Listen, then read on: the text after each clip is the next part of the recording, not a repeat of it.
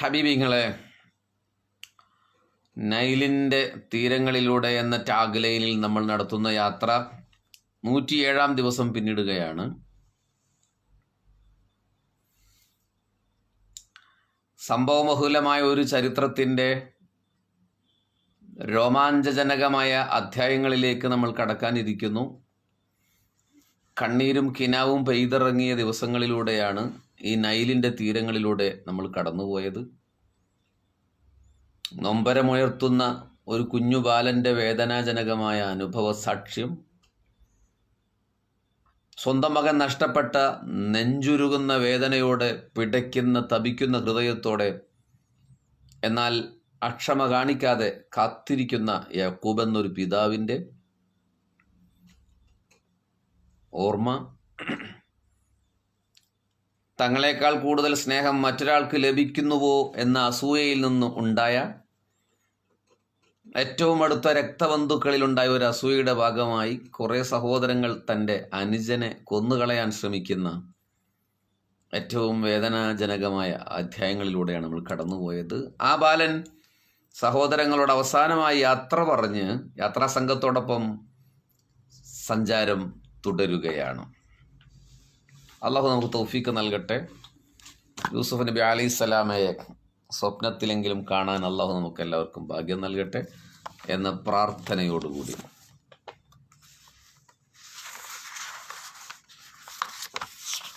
ആ യാത്രാ സംഘത്തിൻ്റെ കൂടിയതിനു ശേഷം യൂസുഫ് നബി അലൈഹിസ്സലാമയുടെ പ്രയാണം ആരംഭിക്കുകയാണ്. ചരിത്രത്തിൻ്റെ ദിഗ്വിജയത്തിൻ്റെ കവാടങ്ങളിലേക്കുള്ള പ്രയാണം ആരംഭിക്കുകയാണ്.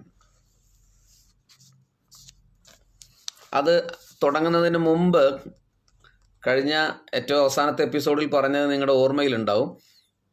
എല്ലാ കമൻസും ഞാൻ വായിക്കും കേട്ടോ, എല്ലാം വായിക്കും. അത് 100 ദിവസം പിന്നിട്ടവർക്കറിയാലോ.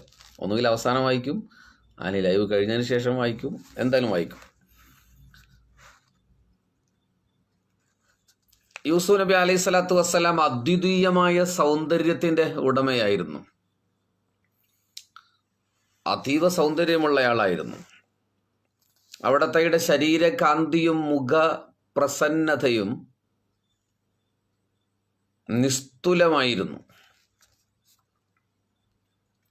രാത്രി ഇരുളിൽ അദ്ദേഹം സഞ്ചരിക്കുന്ന സ്ഥലങ്ങളിലെല്ലാം അഭൗമികമായ ഒരു പ്രകാശജ്വാല ഇങ്ങനെ ജ്വലിച്ചു നിൽക്കുമായിരുന്നു.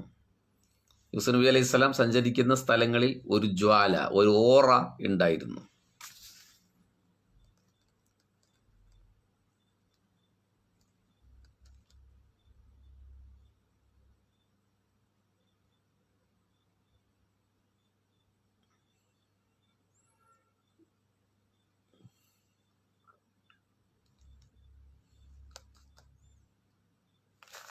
ഇബ്രാഹിം നബി അലൈഹി സ്വലാമയുടെ പത്നിയായ സാറാ ബീവിയുടെ നെറ്റിയിലും കവിൾത്തടങ്ങളിലും പ്രശോഭിച്ചിട്ടുണ്ടായിരുന്ന തേജസ് ഇബ്രാഹിം നബി അലൈഹി സ്വലാമയ്ക്ക് അവരുടെ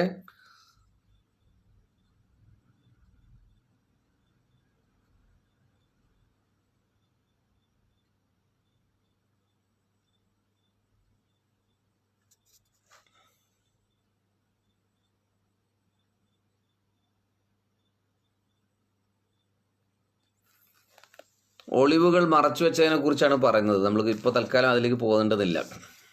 അത് കുറച്ച് ദീർഘമായി പറഞ്ഞാൽ ഇന്നത്തെ എപ്പിസോഡ് അങ്ങനെ പൂർത്തിയാവും, അതുകൊണ്ട് വിടുകയാണ്. യൂസുഫ് നബി അലൈഹി സ്വലാത്തു വസ്സലാം തൻ്റെ സഹോദരനെ വിൽക്കുന്ന സന്ദർഭത്തിൽ കാലിൽ ചെങ്ങലയിടാൻ വേണ്ടി പറഞ്ഞിട്ടുണ്ടായിരുന്നു. ഹബീബിങ്ങളെ ചെങ്ങലയിടാൻ വേണ്ടി കൽപ്പിച്ചിട്ടുണ്ടായിരുന്നു. അങ്ങനെയാണ് മാലിക് എന്ന് പറയുന്ന പുതിയ ഉടമസ്ഥൻ്റെ കീഴിൽ മഹാനായ സയ്യിദുന യൂസുഫ് നബി അലൈഹി സ്വലാം എന്ന് പറയുന്ന മിസ്റിൻ്റെ രാജകുമാരൻ യാത്ര തുടരുന്നത്.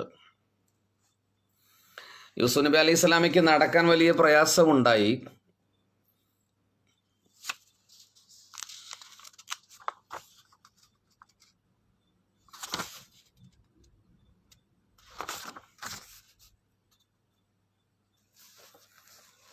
പക്ഷേ മാലിക് തൽക്കാലം ആ ബന്ധസ്ഥനത്തിൽ നിന്ന് ഒഴിവാക്കാൻ ശ്രമിച്ചില്ല. പിന്നെ ഒട്ടകപ്പുറത്തും കുതിരപ്പുറത്തുമായിരുന്നു യാത്ര. എവിടേക്ക് ഇടത്താവളങ്ങളിൽ ഇറങ്ങുമ്പോൾ മാത്രമാണ് ചങ്ങലയുടെ പ്രയാസമുണ്ടായിരുന്നത്. ഈ യാത്രാവേളകളിലെല്ലാം ഓരോ ഗ്രാമങ്ങളിലൂടെ കടന്നു പോകുമ്പോഴും ആൾക്കൂട്ടം കൂടും. ഈ മനോഹര മുഖകമലമുള്ള കുട്ടിയെ കാണാൻ വേണ്ടി ആളുകൾ ഒരുമിച്ച് കൂടും.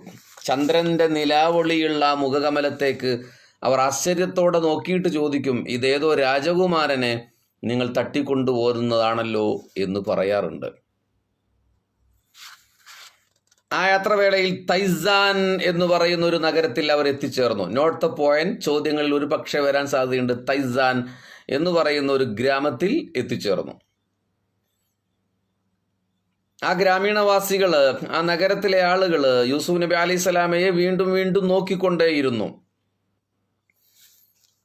അവിടെ അല്പനേരം നിർത്തണം എന്നൊക്കെ പറഞ്ഞിരുന്നുവെങ്കിലും അദ്ദേഹം അവിടെ ഇറങ്ങാൻ കൂട്ടാക്കിയില്ല. പിന്നെ നാബസ് എന്ന് പറയുന്ന മറ്റൊരു സ്ഥലത്തെത്തി. നാബസ്. ആ നഗരവാസികളും അദ്ദേഹത്തിന്റെ സുന്ദരവദനവും മംഗലാവണ്യവും കണ്ട് അത്ഭുത പരതന്ത്രരായിട്ടുണ്ട്. പിന്നീട് അവർ ഖുദ്ദുസ് പട്ടണത്തിൽ എത്തിച്ചേർന്നു. അവിടുത്തെ രാജാവ് നാടുവാഴിയും യൂസുഫ് നബി അലൈഹി സ്വലാമയെ ദർശിക്കാനിടയായി. അദ്ദേഹം മുമ്പൊരു സുന്ദര പുരുഷനെ സ്വപ്നത്തിൽ കണ്ടിട്ടുണ്ടായിരുന്നു. ആ മനുഷ്യൻ തന്നെയാണ് ഈ കച്ചവട സംഘത്തോടൊപ്പം വരുന്ന അടിമച്ചക്കൻ എന്ന് അയാൾ കരുതി. അതുകൊണ്ട് തന്നെ യൂസുഫ് നബി അലൈഹി സ്വലാമയോടുള്ള ബഹുമാനാർത്ഥം ആ വർത്തക സംഘത്തിന് ഒരു വിരുന്ന് നൽകാൻ ആ നാട്ടുരാജാവ് തയ്യാറായി. ഒരു ഫുഡ്. ആ ഭക്ഷണം കഴിച്ചു. ഇതൊക്കെ ആ കച്ചവട സംഘം ഇങ്ങനെ ഒബ്സർവ് ചെയ്യുന്നുണ്ട്. എന്താണ് ഈ ബാലന്റെ പ്രത്യേകത? മാലിക് എന്ന് പറയുന്ന ആ ഉടമസ്ഥന് യൂസുഫ് അലൈഹിസ്സലാമയോട് ഒരു ചെറിയ ഇഷ്ടം, ഒരു ഇൻറ്റിമസി ക്രിയേറ്റ് ചെയ്യപ്പെടാൻ തുടങ്ങി. കാരണം അടിമയായ 20 ദീനാർ മാത്രം കൊടുത്തു വാങ്ങിയ ഈ ബാലനെ ജനങ്ങൾ എന്തുമാത്രം അത്യത്ഭുതത്തോടെയാണ് നോക്കിക്കാണുന്നത്. അദ്ദേഹത്തെ ഒരു ബിസിനസ് മാഗ്നറ്റാണ് ഇദ്ദേഹം. അതുകൊണ്ട് തന്നെ അദ്ദേഹത്തിന്റെ മനസ്സിൽ ഒരു കച്ചവട തന്ത്രം ഉയരുകയാണ്. പിന്നീട് അവർ ഷാമിൽ എത്തിച്ചേർന്നു. അവിടുത്തെ പ്രഭുക്കന്മാരും സാധാരണക്കാരും യൂസുഫ് നബിയുടെ സ്ഥിതികളെ പറ്റി മാലിക്കിനോട് ചോദിച്ചറിഞ്ഞു.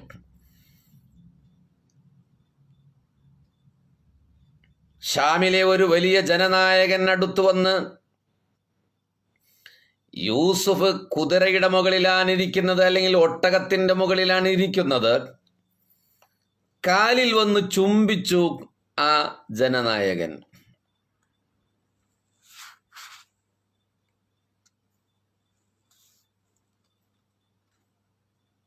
എന്നിട്ട് ചോദിച്ചു, നിങ്ങൾ ആരാണ്? ആദരിക്കേണ്ടവനായ ഒരാളാണല്ലോ എന്ന് തോന്നുന്നല്ലോ എന്ന് പറഞ്ഞപ്പോൾ യൂസുഫ് നബി അലൈഹി സ്വലാം പുഞ്ചിരിച്ചു. ആ നേതാവ് പരിഭ്രമത്തോടു കൂടി ചോദിച്ചു, ഞാൻ അങ്ങയെ ആദരിക്കാനാണ് വരുന്നതെന്ന് അങ്ങേക്ക് അറിവ് തന്നത് ആരാണ്? അതായത് യൂസുഫ് നബി അലൈഹി സ്വലാം നിങ്ങൾ ആരാണെന്ന് ചോദിച്ചപ്പോൾ ആദരിക്കപ്പെടേണ്ട ഒരാളാണല്ലോ എന്ന് പറഞ്ഞിട്ടാണ് ചിരിച്ചത്. അപ്പോൾ അദ്ദേഹം ചോദിച്ചു, ആ നാട്ടിലെ നേതാവ് ചോദിച്ചു, ഞാൻ നിങ്ങളെ റെസ്പെക്റ്റ് ചെയ്യാനാണ് വന്നത് എന്ന് നിങ്ങൾ എങ്ങനെയാണ് അറിഞ്ഞത്? യൂസുഫ് പറഞ്ഞു, എന്നെ ആദരിക്കേണ്ടതാണെന്നുള്ള ബോധം ആരാണ് നിങ്ങളിൽ ഉളവാക്കിയത്? അവൻ തന്നെയാണ് എനിക്ക് അറിവ് തന്നിട്ടുള്ളത്. അപ്പോ യൂസുഫ് നബി അലൈഹി സ്വലാത്തു വസ്സലാം എന്ന അന്നത്തെ കുട്ടി അദ്ദേഹത്തോട് പറഞ്ഞു, നിങ്ങൾക്ക് എന്നെ ആദരവ് തോന്നുന്നുവെങ്കിൽ, നിങ്ങൾക്ക് തോന്നുന്നു എന്തിനാണ് എന്നെ ആദരിക്കണമല്ലോ എന്നൊക്കെ പറഞ്ഞത് ശരിയല്ലല്ലോ എന്ന് തോന്നുന്നുവെങ്കിൽ അതിന് ഉത്തരമാണ് ഞാൻ പറയുന്നത്. അദ്ദേഹത്തിൻ്റെ ആ ആദര മനോഭാവം കണ്ട് യൂസുഫ് അദ്ദേഹത്തോട് പറയുകയാണ്, നിങ്ങൾ നിങ്ങളുടെ വിഗ്രഹാരാധന ഉപേക്ഷിക്കണം. ആദ്യത്തെ അഡ്വൈസ്. യൂസുഫ് നബിയുടെ മതോപദേശത്തിൻ്റെ തുടക്കമായി ഈ സംഭാഷണത്തെ രേഖപ്പെടുത്തിയ പണ്ഡിതന്മാരുണ്ട്. പ്രവാചകത്വം ലഭിച്ചിട്ടില്ല, പക്ഷേ അദ്ദേഹം ആദ്യത്തെ ഉപദേശം, നിങ്ങൾ വിഗ്രഹാരാധന ഉപേക്ഷിക്കണം.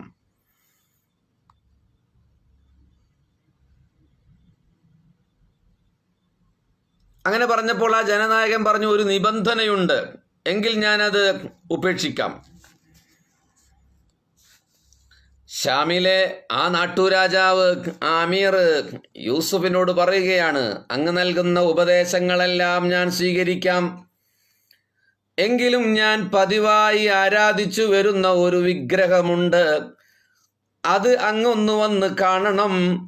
അത് അങ്ങേക്ക് സാഷ്ടാംഗം ചെയ്യുന്നതായാൽ അങ്ങയുടെ ഉപദേശം സ്വീകാര്യമായി ഞാൻ സമ്മതിക്കും. അങ്ങ് പറയുന്നതെല്ലാം സത്യമാണെന്ന് എൻ്റെ വിഗ്രഹം പറയുകയും ചെയ്യട്ടെ. എങ്കിൽ ഞാൻ നിങ്ങൾ പറഞ്ഞതെല്ലാം അനുസരിക്കാം. അങ്ങനെ ഒരു സംഭാഷണം അവർക്കിടയിൽ ഉണ്ടായി. ആ യാത്രാ സംഘം ഒരു പട്ടണത്തിൽ പ്രവേശിച്ചു. അവിടെ വിശ്രമിക്കാൻ ഇറങ്ങിയപ്പോൾ നേരത്തെ സംസാരിച്ചയാള് അങ്ങോട്ട് വരികയാണ്.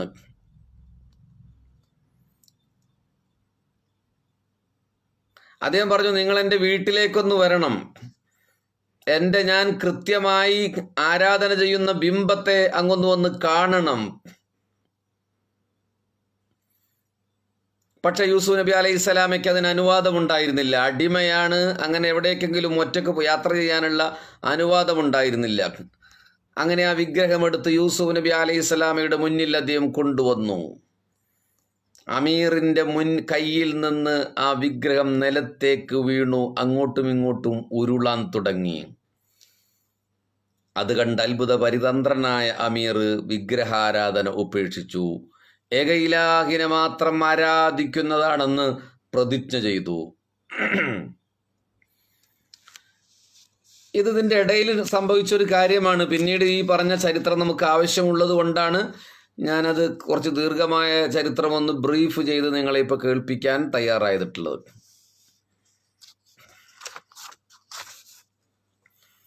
ആ യാത്ര തുടരുകയാണ്. ഹളറത്ത് യൂസുഫ് നബി അലൈഹിസ്സലാമയും കച്ചവട സംഘവും മിസ്ർ പട്ടണത്തിൻ്റെ അതിർത്തിയിലേക്ക് എത്തിച്ചേരുകയാണ്.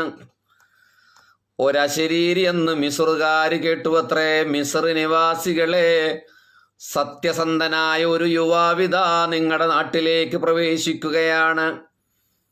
അദ്ദേഹത്തിന് നിങ്ങൾ സ്വാഗതം ചെയ്യണേ.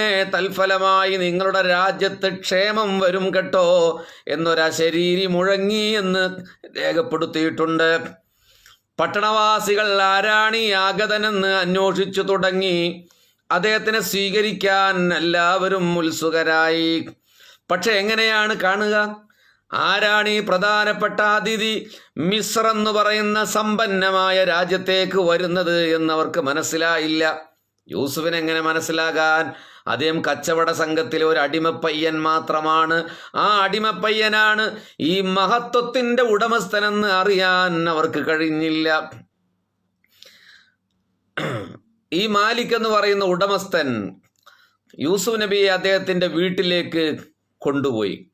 സാധാരണ വീട്ടിലേക്ക് അടിമകളെ കൊണ്ടുപോകാതെ അടിമകളെ കൂട്ടമായി നിർത്തുന്ന ചന്തയിൽ കൊണ്ടുപോയി കെട്ടിയിടാറാണ് പതിവ്. പക്ഷെ യാത്രയിൽ ഉടനീളം ആളുകളിൽ നിന്ന് കിട്ടിയ സ്വീകാര്യതയും ആളുകളുടെ മുഖത്തെ അത്ഭുതകരമായ ആശ്ചര്യഭരിതമായ കാഴ്ചപ്പാടുകളും അവസാനം ഷാമിലെ അമീർ ഇദ്ദേഹത്തെ ഗസ്റ്റായി ക്ഷണിക്കുന്നതും ബിംബം യൂസുഫ് നബിയുടെ മുന്നിൽ തലകുത്തി വീഴുന്നതും ഒക്കെ കണ്ട അത്ഭുതപ്പെട്ടു പോയ മാലിക് എന്ന് പറയുന്ന ഈ ഉടമസ്ഥൻ അടിമച്ചന്തയിൽ കെട്ടിയിടാൻ യൂസുഫ് നബി അലൈഹി സ്വലാമയെ തയ്യാറായില്ല. പകരം തൻ്റെ വീട്ടിലേക്ക് കൂട്ടിക്കൊണ്ടുപോയി.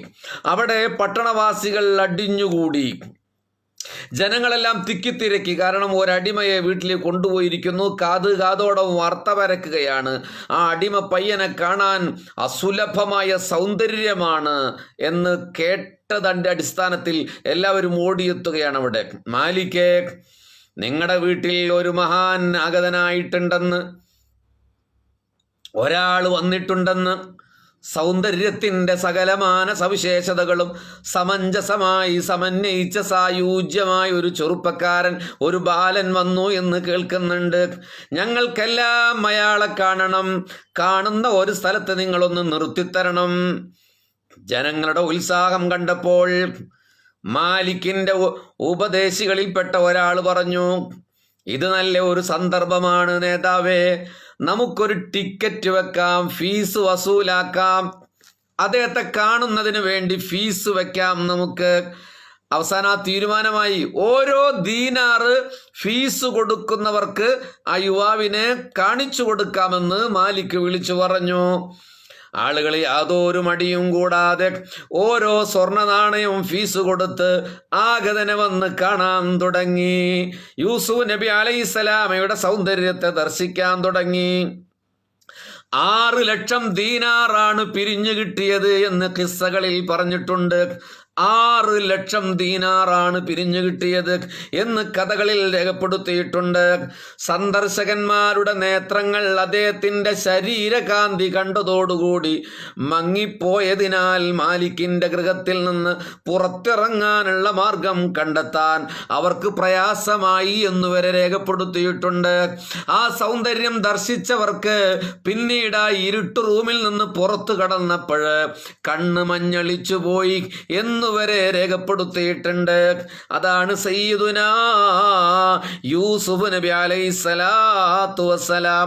അല്ലാഹുവേ, സ്വപ്നത്തിലെങ്കിലും ഒന്ന് കാണാൻ തൗഫീക്ക് നൽകണേ. സ്ഥലത്ത് ഒരു കട്ടിലിന്റെ മുകളില് യൂസുഫ് നബി അലൈഹിസ്സലാമയെ ഉപവിഷ്ടനാക്കി.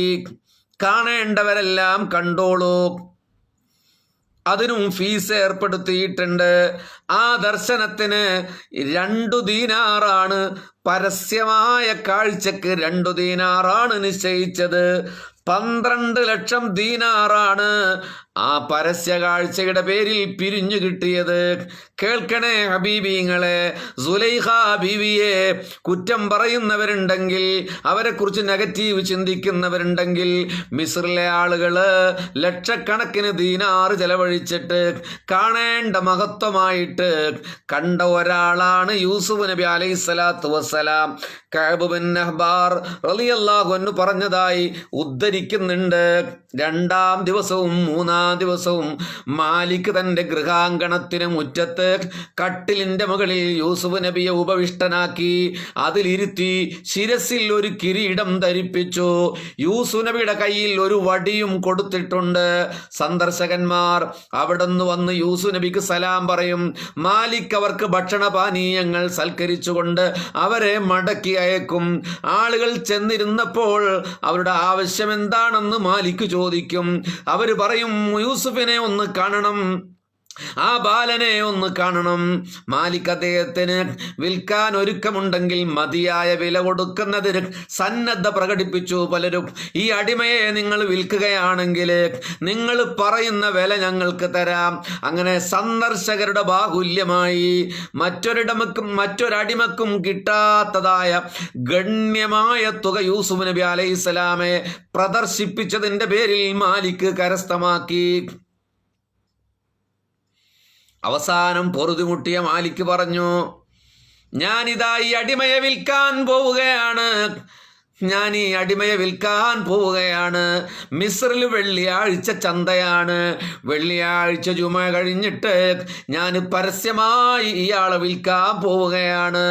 മിസ്രിന്റെ രാജ്യത്ത് അക്കാലത്ത് അടിമ കച്ചവടത്തിനായി ഒരു പൊതുസ്ഥലം ഉണ്ടാക്കിയിട്ടുണ്ട്. ഒരു ചന്ത, അടിമച്ചന്ത. ആ സ്ഥലത്ത് വെച്ച് യൂസുഫ് നബിയെ ലേലം ചെയ്ത് വിൽക്കാനാണ് നിശ്ചയിച്ചത്. അദ്ദേഹം അതിനായി ഒരു കെട്ടിടം പ്രത്യേകമായി തന്നെ പണിയിച്ചു. ആ കെട്ടിടത്തിൽ യൂസുഫ് നബിയെ ഇരുത്താനായി ചന്ദനമരം കൊണ്ടൊരു പ്രത്യേകമായ കസേര ഉണ്ടാക്കി.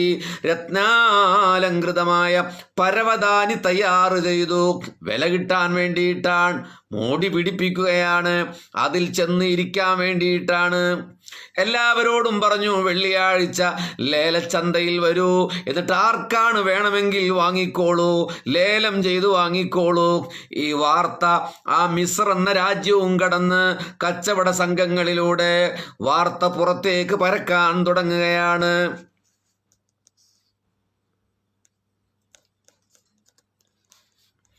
അക്കാലത്ത് ഹബീബിങ്ങളെ, അക്കാലത്ത് മിസ്രിൽ രാജാവായിരുന്നത് പലതരത്തിലുള്ള അഭിപ്രായമുണ്ട്. ഓക്കെ, നമ്മളിപ്പോ പരിശുദ്ധ ഖുർആനിൽ അബ്ദുൽ അസീസിന്റെ പേര് പറയുന്നുണ്ട് അല്ലേ, അസീസ് എന്ന് പറയുന്നുണ്ട്. പക്ഷേ അസീസ് എന്ന് പറയുന്നത് പ്രഭു എന്ന അർത്ഥത്തിൽ പ്രയോഗിച്ചതാണ് എന്നാണ് പലരും രേഖപ്പെടുത്തിയിട്ടുള്ളത്. ഈജിപ്തിന്റെ മൊത്തം ഭരണാധികാരി ആയിരുന്നില്ല അസീസ് എന്നും, ഈജിപ്തിന്റെ മൊത്തം ഭരണാധികാരിയുടെ കീഴിലുള്ള ഒരു പ്രവിശ്യ ഭരണാധികാരിയാണ് അബ്ദുൽ അസീസ് എന്നും, അതല്ല ധനകാര്യ വകുപ്പ് മന്ത്രിയായിരുന്നു എന്നും അഭിപ്രായപ്പെട്ടവരുണ്ട് കേട്ടോ. ഇത് നിങ്ങൾ അറിയാൻ വേണ്ടി ശ്രദ്ധയിൽപ്പെടുത്തിയെന്ന് മാത്രമേ ഉള്ളൂ. അസീസ് എന്ന് ഖുർആനിൽ കൃത്യമായി പേര് പറയുന്നുണ്ട്. ഈജിപ്തിലെ പ്രഭു എന്ന അർത്ഥത്തിലും വേണമെങ്കിൽ അത് നമുക്ക് മനസ്സിലാക്കാവുന്നതാണ്.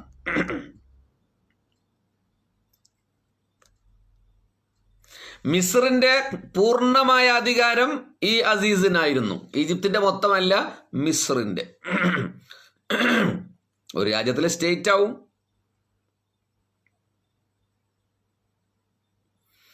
യൂസുഫ് നബി അലൈഹിസ്സലാമയെ കൊണ്ടുവന്നത് ഇദ്ദേഹവും അറിഞ്ഞിട്ടുണ്ട്. അയൽ രാജ്യങ്ങളിൽ രാജാക്കന്മാരും പ്രഭുക്കന്മാരും കാണാൻ വേണ്ടി അദ്ദേഹത്തെ കാണാൻ വരാൻ തുടങ്ങി. വിസിറ്റേഴ്സ് കൂടാൻ തുടങ്ങി. എല്ലാവർക്കും അദ്ദേഹത്തെ വാങ്ങണം. വെള്ളിയാഴ്ചയാകാൻ വേണ്ടി എല്ലാവരും കാത്തിരുന്നു. അന്നത്തെ ഈജിപ്തിന്റെ രാജാവ് വലീദ് എന്നു പേരുള്ള ഒരാളാണെന്നും അദ്ദേഹത്തിന്റെ കീഴിലെ മിസ്റിലെ ഭരണാധികാരിയാണ് അസീസ് എന്നും അറിയപ്പെട്ടിരുന്നു. അങ്ങനെയാണ് പറയപ്പെട്ടിട്ടുള്ളത്. ഖിത്തുഫീർ എന്നും അദ്ദേഹത്തിന് പേരുണ്ട്. Not the point. ഖിത്തുഫീർ എന്നും അദ്ദേഹത്തിന് പേരുണ്ട്. പല കിതാബുകളിലും ഖിത്തുഫീർ എന്ന് രേഖപ്പെടുത്തിയിട്ടുണ്ട്. ഇതൊന്നും നമ്മൾ വയലിൽ കേൾക്കുന്ന കാര്യങ്ങളല്ല. അതുകൊണ്ട് നിങ്ങൾ രേഖപ്പെടുത്തണം. അള്ളാഹു തൗഫീക്ക് ചെയ്താൽ ഞാൻ ആവർത്തിച്ചു പറയുന്നു, ഒരു 200-ാം എപ്പിസോഡിൽ നമ്മൾ എത്തുകയാണെങ്കിൽ വീണ്ടും ഒരു മത്സരത്തിലേക്ക് നമ്മൾ എത്തുമ്പോൾ ഈ പേരുകൾ നിങ്ങൾക്ക് ഉപകാരപ്പെടും. രേഖപ്പെടുത്തിക്കോളൂ. അപ്പോൾ വലീദ് എന്ന് പറയുന്ന ഒരു പേരായ ഒരു രാജാവ് ഭരിച്ചു എന്ന അഭിപ്രായമുണ്ട്, ഉറപ്പല്ല. അദ്ദേഹത്തിന്റെ കീഴിലുള്ള ഒരു പ്രവിശ്യ ഭരണാധികാരിയാണ് അബ്ദുൽ അസീസ് എന്നും, അസീസ് എന്നത് ഈജിപ്തിലെ പ്രഭുക്കന്മാർക്ക് പൊതുവായി പറയുന്ന പേരാണ് എന്നും അഭിപ്രായമുണ്ട്. ഈ അസീസിന് ഖിത്തുഫീർ എന്നും പേരുണ്ട് എന്ന് പല കിതാബുകളിലും രേഖപ്പെടുത്തിയിട്ടുണ്ട്. അങ്ങനെ വെള്ളിയാഴ്ച ദിവസം ആഗതമാവുകയാണ്. ജുമയ്ക്ക് ശേഷം പ്രൗഢഗംഭീര്യമാർന്ന അടിമച്ചന്തയിലെ ആ പ്രത്യേക സ്ഥലത്ത് യൂസുഫ് നബി അലൈഹിസ്സലാമയെ കൊണ്ടുപോയി ഇരുത്തി. അവിടേക്ക് മിസ്റിലെ അസീസ് വരികയാണ്. അവിടെ നമ്മളൊരു ചെറിയ ഫ്ലാഷ് ബാക്കിലേക്ക് പോകേണ്ടതുണ്ട്. അസീസ് ഒറ്റക്കല്ല വന്നത്. അസീസിന്റെ പത്നി സലീഖ റളിയല്ലാഹു അൻഹയും കൂടെയുണ്ട്. നമുക്ക് റളിയല്ലാഹു അൻഹു പറയട്ടെ, സലീഖയും കൂടെയുണ്ട്. അവിടെ നമ്മൾ അവരെ കുറിച്ച് ചില കാര്യങ്ങൾ സൂചിപ്പിച്ചാലാണ് ഈ കച്ചവടത്തിന്റെ കൃത്യമായ ആവേശജനകമായ അതിൻ്റെ റിയാലിറ്റിയിലേക്ക് നമുക്ക് എത്തിപ്പെടാൻ പറ്റുള്ളൂ. അതുകൊണ്ട് ഒരു ചെറിയ ഫ്ലാഷ് ബാക്കിലേക്ക് നമ്മൾ പോവാണ്. സലീഖ തൈമൂസ് എന്നു പേരായ ഒരു രാജാവിന്റെ പുത്രിയായിരുന്നു സലീഖ.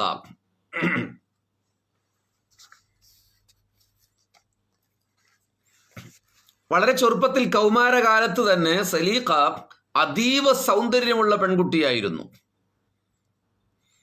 ചെറുപ്പകാലത്ത് ആ പെൺകുട്ടി ഒരു സ്വപ്നം കണ്ടു, ഒരു കിനാവ് കണ്ടു. നമ്മളെല്ലാവരും കിനാവ് കാണുന്ന ആളുകളാണല്ലോ. ഒരു കിനാവ് കണ്ടു. എന്താണ് ആ കിനാവ്? തൻ്റെ മുന്നിൽ അതീവ സൗന്ദര്യവാനായ ഒരു യുവാവ് വന്ന് നിൽക്കുന്നതായിട്ടായിരുന്നു ആ സ്വപ്നം, ഡ്രീം. സലീഖ എന്ന കൊച്ചുകുട്ടിയുടെ കൗമാരത്തിലൊക്കെ എത്തിയ കുട്ടി ഞെട്ടി ഉണർന്ന് ചുറ്റും നോക്കി. ആരെയും കണ്ടില്ല.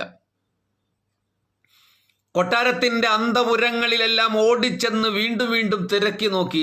എവിടെയാണ് കണ്ണഞ്ചിക്കുന്ന സൗന്ദര്യമുള്ള ഈ ചെറുപ്പക്കാരൻ? ആരെയും കണ്ടില്ല. ആ ബാലികയ്ക്ക് വല്ലാത്ത തരത്തിലൊരു പരിഭ്രമമുണ്ടായി. ഒരു ഭ്രാന്തിയെപ്പോലെ അവര് അലറിക്കരയാൻ തുടങ്ങി.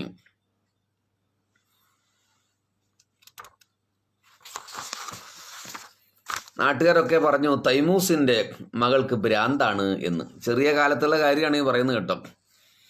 നിങ്ങൾ ഷെയർ ചെയ്തിട്ടുണ്ടോ? അങ്ങനെ അതിൻ്റെ കാരണം കണ്ടുപിടിക്കാൻ വിഷമിച്ചിരുന്ന അവരുടെ കുഞ്ഞിമ്മ അവരോട് വാത്സല്യപൂർവ്വം ചോദിച്ചു, എന്താണ് നിനക്ക്? ആകെ ടെൻഷനാണല്ലോ, പരിഭ്രമമാണല്ലോ, എന്താ പറ്റിപ്പോയത്? അപ്പോൾ ആ സ്വപ്നത്തെക്കുറിച്ച് അവർ സംസാരിച്ചു.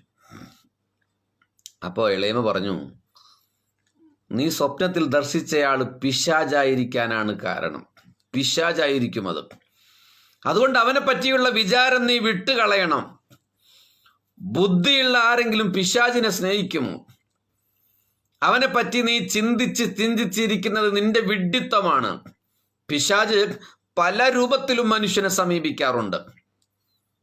നിന്റെ അടുക്കൽ സുന്ദര രൂപത്തോടെ വന്നത് ഒരുപക്ഷെ പിശാചായിരിക്കാൻ സാധ്യതയുണ്ട്. അതുകൊണ്ട് നീ നിന്റെ ഹൃദയത്തിൽ നിന്ന് റിമൂവ് ചെയ്ത് കളാം, ഡിലീറ്റ് ചെയ്ത് കളാം. പക്ഷെ ആ ഉപദേശമൊന്നും സലീഖക്ക് ഒരു ഫലവും ഉണ്ടാക്കിയില്ല. അതൊരു രോഗമായി ഇങ്ങനെ വളരുകയാണ്. പല വൈദ്യന്മാരെയും കാണിച്ചു എന്ന് രേഖപ്പെടുത്തിയിട്ടുണ്ട്. പലരെ വരുത്തി പരിശോധിച്ചു ഈ കുട്ടിയുടെ ജീവിതത്തിൽ എന്താണ് പെട്ടെന്ന് പറ്റിപ്പോയത്. ഇതൊക്കെ ഹബീബിങ്ങളെ നമ്മുടെ ജീവിതത്തിലെയും നമ്മുടെ നാട്ടിൻപുറത്തെ എത്രയോ സംഭവങ്ങൾ. ഇതിപ്പോൾ ഒരു അത്ഭുതത്തോടെ കേൾക്കേണ്ട കാര്യമൊന്നുമില്ല. ചില പെൺകുട്ടികൾ വല്ലാത്തൊരു മാനസിക സമ്മർദ്ദത്തിന് വഴിപ്പെടുന്നത് നമ്മൾ കണ്ടിട്ടില്ലേ? അവരെ കൗൺസിലിങ്ങിന് വിധേയപ്പെടുത്തുമ്പോഴാണ് അവരേതെങ്കിലും പ്രണയത്തിലോ പ്രണയ നൈരാശ്യത്തിലോ ഒക്കെ പെട്ടുപോയിട്ടുണ്ടാവുമെന്ന് പിന്നീട് നമ്മൾ മനസ്സിലാക്കുന്നത്. നമ്മൾ ആദ്യം ശൈത്താൻ കൂടിയതാണെന്ന് കരുതിയിട്ട് മന്ത്രവാദിയുടെ അടുത്ത് കൊണ്ടുപോകും. എന്നിട്ട് കുറേ തല്ലും, കുറേ കരിങ്കോഴിനെ ഇറക്കും, അങ്ങനെയൊക്കെ ചെയ്യും.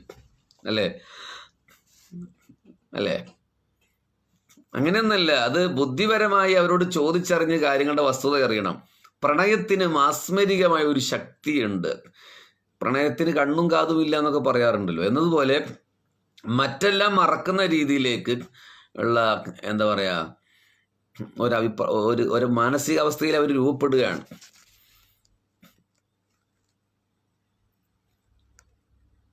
ജ്യോത്സ്യന്മാരെ കാണിച്ചപ്പോൾ അവർ പറഞ്ഞു, മിസ്റിലെ അസീസ് എന്ന് പറയുന്ന ഒരു രാജാവിനെയാണ് ഈ പെൺകുട്ടി സ്വപ്നത്തിൽ കണ്ടിട്ടുള്ളത്. അയാളിലാണ് ഈ പെൺകുട്ടി അനുരക്തയായി പോയിട്ടുള്ളത്, പ്രണയിച്ചിട്ടുള്ളത്. എന്നാൽ ആ സംഗതി പരസ്യമാക്കരുത്. ജ്യോത്സ്യന്മാരോട് തൈമൂസ് രാജാവ് പറഞ്ഞു, നിങ്ങളത് പരസ്യമാക്കരുത്. സമയമാകുമ്പോൾ ഞാൻ തന്നെ അത് കൈകാര്യം ചെയ്തുകൊണ്ട്. അങ്ങനെ ഒരു 1-2 കൊല്ലം കഴിഞ്ഞു. ആ സ്വപ്നം വീണ്ടും ആവർത്തിച്ചു. സ്വപ്നത്തിൽ ആ യുവാവ് പറയുന്നതായി അവർ കേട്ടു അത്രേ, ഞാനൊരു മനുഷ്യൻ തന്നെയാണ്, എന്നാൽ നീ എനിക്കുള്ളതും ഞാൻ നിനക്കുള്ളതുമാണ് എന്നൊക്കെ പറഞ്ഞു അത്രേ. അത് പൂർണ്ണമായി ശരിയായിക്കൊള്ളണമെന്നില്ല. ഇതോടുകൂടി പൂർവാധികം ശക്തമായി അവളുടെ പ്രണയവും രോഗവും. ഗത്യന്തരമില്ലാതെ പിതാവായ തൈമൂസ് സലീഖയെ വിളിച്ചു വരുത്തി കാര്യങ്ങൾ അന്വേഷിച്ചു. 2 സ്വപ്നങ്ങളെക്കുറിച്ച് പറഞ്ഞു. ദിവസങ്ങൾ കഴിയും തോറും സലീഖയ്ക്ക് രോഗം വർദ്ധിക്കുകയാണ്.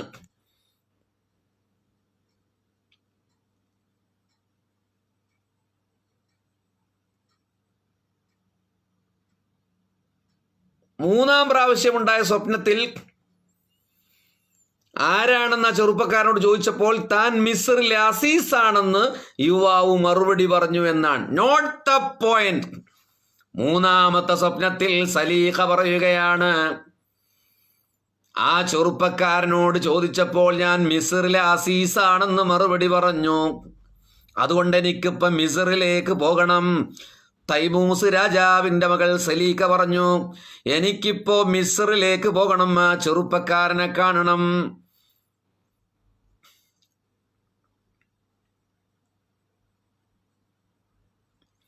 അങ്ങനെ തൈമൂസ് രാജാവ് മിസ്റിലെ അസീസിന് കത്തെഴുതി. കത്തിലെ ഉള്ളടക്കം ഇങ്ങനെയാണ്: എനിക്ക് സൗന്ദര്യവതിയായ ഒരു പുത്രിയുണ്ട്. അവൾക്ക് ആവശ്യത്തിനായി ധാരാളം സമ്പത്തുണ്ട്. അതെല്ലാം അവൾക്ക് വേണ്ടി ചെലവഴിക്കാൻ ഞാൻ തയ്യാറാണ്. അവളെ വിവാഹം ചെയ്യുന്നതിന് രാജാക്കന്മാരിൽ പലരും ആഗ്രഹിക്കുന്നുണ്ട്. വലിയ വലിയ രാജാക്കന്മാരുടെ മക്കൾ വന്ന് അന്വേഷണം നടത്തിയിട്ടുണ്ട്. അത്ര സൗന്ദര്യവതിയാണ് സലീഖ. പക്ഷെ എൻ്റെ മകളെ ഞാൻ അവർക്കൊന്നും കല്യാണം കഴിച്ചു കൊടുത്തിട്ടില്ല. ഞാൻ ആഗ്രഹിക്കുന്നത് ഈ വിഷയത്തിൽ നിങ്ങളുടെ അഭിപ്രായം എന്താണ് എന്നറിയാനാണ്. നിങ്ങൾക്ക് താല്പര്യമാണെങ്കിൽ മിസ്റിലെ അസീസ്, നിങ്ങൾക്ക് ഞാൻ എൻ്റെ മോളെ കല്യാണം കഴിച്ചു തരാം.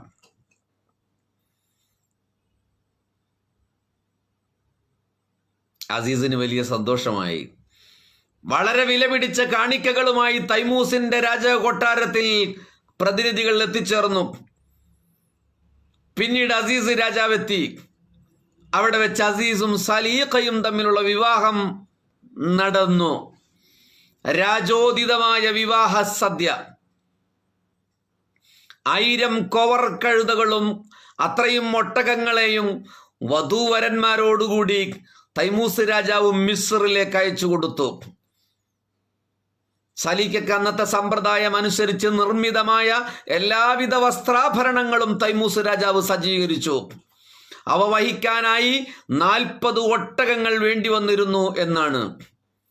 എന്നാൽ അസീസ് ഇങ്ങനെ തൈമൂസിന്റെ രാജസന്നിധിയിലേക്ക് പോവുകയല്ല ഉണ്ടായതെന്നും അസീസിന്റെ അനുകൂല മറുപടി കിട്ടിയതിനനുസരിച്ച് തൈമൂസ് സ്വയപുത്രിയെ അസീസിന്റെ അടുക്കലേക്ക് ഇങ്ങോട്ട് വന്ന് നിക്കാഹ് ചെയ്തു കൊടുക്കുകയാണ് ചെയ്തത് എന്നും അഭിപ്രായമുണ്ട്. ഏതായാലും വിവാഹ ചടങ്ങുകളെല്ലാം കഴിഞ്ഞു. താൻ സ്വപ്നത്തിൽ കണ്ട യുവാവ് അസീസാണെന്നുള്ള പരമാർത്ഥം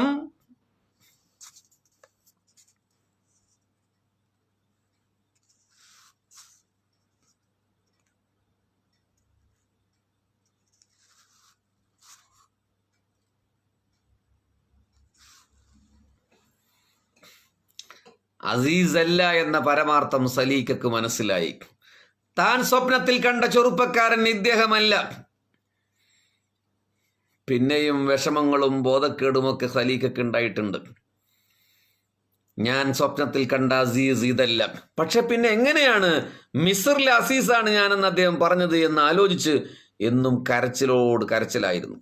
ചുരുക്കത്തിൽ അവരുടെ ദാമ്പത്യത്തിൽ കുഞ്ഞുപോലും ജനിക്കാതിരിക്കാനുണ്ടായ ഒരു കാരണം അവർ പൂർണ്ണ തൃപ്തരായിരുന്നില്ല എന്നും അത്ര സംതൃപ്തിയോടെ ദാമ്പത്യ ജീവിതത്തിൽ അവർ ഏർപ്പെട്ടിട്ടില്ല എന്നുമൊക്കെ ചരിത്രം രേഖപ്പെടുത്തിയിട്ടുണ്ട്. നോക്കൂ നിങ്ങൾ, അതിൻ്റെ ഒരു പരിണാമ ഗുപ്തി എന്താവും?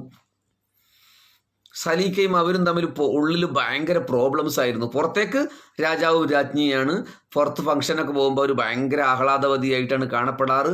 പക്ഷേ കൊട്ടാരത്തിൻ്റെ ഉള്ളിലെ ജീവിതത്തിൽ അവർ നിരാശയും ഒരിക്കൽ പോലും ഭർത്താവിന് പ്രാപിക്കാൻ പറ്റാത്ത അത്രയും അകലത്തിലാണ് അവർ ജീവിച്ചത് എന്ന് പറയുന്നുണ്ട്. അങ്ങനെ ഇരിക്കെയാണ് ഈ ഫ്ലാഷ് ബാക്ക് പറയാതിരുന്നാൽ ഈ ചരിത്രത്തിന് ഒരു കണ്ടിന്യൂഷൻ ലഭിക്കുകയില്ല. അങ്ങനെയാണ് യൂസുഫ് നബി അലൈഹിസ്സലാമയെ കച്ചവടം ചെയ്യുന്ന അടിമച്ചന്തയിലേക്ക് അബ്ദുൽ അസീസും സലീഖയും കടന്നു വരുന്നത്. വെള്ളിയാഴ്ച ദിവസം ആളുകളെല്ലാം തന്നെ കാലേ കൂട്ടി തന്നെ അടിമച്ചന്തയിൽ അവർക്ക് ലഭ്യമായ ഇരിപ്പിടങ്ങളിൽ ഇരിക്കുകയാണ്. മിസ്ർ കണ്ട ഏറ്റവും വലിയ ലേലമാണ് അവിടെ നടക്കാൻ പോകുന്നത്. എല്ലാ അർത്ഥത്തിലുള്ള ഒരുക്കങ്ങൾ അവിടെ ഉണ്ടായി. മാലിക് യൂസുഫ് നബി അലൈഹി സ്വലാമിയുടെ അടുത്ത് പോയി പറഞ്ഞു, മോനെ, വിജനമായ കാട്ടിലെ കിണറിൽ നിന്ന് നിന്നെ കൊണ്ടുവന്നത് മുതൽ എനിക്ക് ഒരുപാട് ഖൈറും ബർക്കത്തൊക്കെ ഉണ്ടായിട്ടുണ്ട്. ഒരുപക്ഷെ ഇന്ന് കച്ചവടം ചെയ്ത് നീ എന്നോട് പിരിഞ്ഞു പോകാൻ നിൽക്കുകയാണ്. എന്തെങ്കിലും എൻ്റെ പ്രവർത്തനത്തിൽ നിനക്ക് വേദന തോന്നിയിട്ടുണ്ടോ മകനെ? എങ്കിൽ അതെന്നോട് മാപ്പ് ചെയ്യണമേ എന്ന് ഈ മാലിക് യൂസുഫ് നബി അലൈഹി സ്വലാമയോട് അവസാനമായി ചന്തയിൽ ഇരുത്തുന്നതിന് മുമ്പ് പറയുന്നുണ്ട്. അങ്ങക്ക് എന്തെങ്കിലും ആവശ്യം നിറവേറ്റാനുണ്ടോ? വിൽപ്പനക്ക് മുമ്പ് നിങ്ങൾക്ക് എന്തെങ്കിലും എന്നോട് പറയാനുണ്ടോ? അപ്പോൾ യൂസുഫ് നബി അലൈഹി സ്വലാം പറഞ്ഞു, ഒന്നും പറയാനില്ല, എനിക്കൊരാവശ്യവുമില്ല എന്ന് യൂസുഫ് നബി അലൈഹി സ്വലാം മറുപടി കൊടുത്തു. യൂസുഫ് നബി അലൈഹി സ്വലാമയെ ഒരു മുഖമൂടി ധരിപ്പിച്ചു. ഒരു കുതിരപ്പുറത്ത് കയറ്റിക്കൊണ്ട് വിൽപ്പന സ്ഥലത്തേക്ക് ആനയിക്കുകയാണ്. മിസ്രിലെ പല പ്രഭുക്കന്മാരും ഈ ചരിത്രഭാഗങ്ങളെല്ലാം ആദ്യമായി കേൾക്കുകയാണ്. അൻവർ പൊട്ടി, താങ്ക് യു. അതെന്താണെന്നറിയോ, എല്ലാ ഉസ്താമാർക്കും ഇത് അറിയുകയൊക്കെ ചെയ്യാം. പക്ഷെ പറയുന്നത് വയലിൽ ഇങ്ങനെ പറഞ്ഞു പോകാൻ പറ്റാത്തതുകൊണ്ടാണ്. ഒരു ദിവസത്തെ വയലിലൊന്നും പറഞ്ഞാൽ തീരുന്നല്ല, അതുകൊണ്ടാണ് അത് വയലിലൊന്നും പറയാത്തത്. മിസ്രിലെ പല പ്രഭുക്കന്മാരും ജനനായകന്മാരും യൂസുഫ് നബിയുടെ കുതിരക്കകമ്പടി എന്നോണം അദ്ദേഹത്തെ അനുഗമിച്ചു. നാട്ടുരാജാക്കന്മാരുടെ രാജസദസ് അയൽപ്രദേശത്തെ രാജാക്കന്മാരൊക്കെ വന്നു അത്ഭുതകരമായ ഈ വിൽപ്പന കാണാൻ. അങ്ങനെ യൂസുഫ് നബി അലൈഹി സ്വലാം കുതിരപ്പുറത്ത് നിന്ന് ഇറങ്ങി തനിക്ക് നിശ്ചയിച്ചിട്ടുണ്ടായിരുന്ന സ്ഥലത്ത് ഇരിപ്പിടത്തിലായി കയറിയിരുന്നു.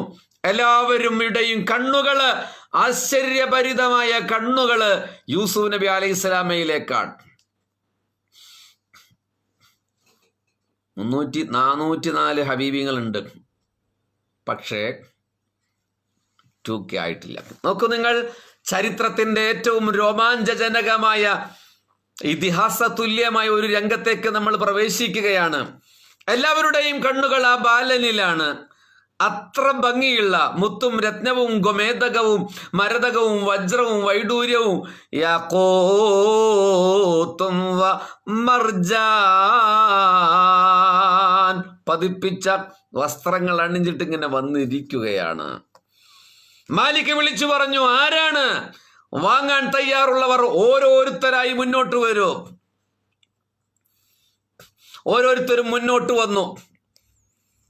പലരും അദ്ദേഹത്തിന്റെ അനന്യ സാധാരണമായ സൗന്ദര്യവും ഗൗരവഭാവവും കണ്ടപ്പോൾ അദ്ദേഹത്തിന് അടിമയെന്ന നിലയിൽ വാങ്ങുന്നത് അനുചിതമാണെന്ന് മനസ്സിലാക്കി.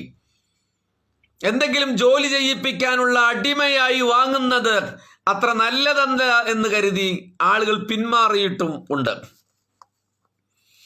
ഈ മനുഷ്യന് കൊടുക്കാൻ മതിയായ പണം തങ്ങളുടെ പക്കലില്ലെന്ന് പറഞ്ഞുകൊണ്ട് വില പറയാൻ കൂട്ടാക്കാതെ പലരും പിന്മാറിയിട്ടുണ്ട്. അവസാനം ഒരു കച്ചവടക്കാരൻ പറഞ്ഞു, 2000 ദീനാർ തരാം.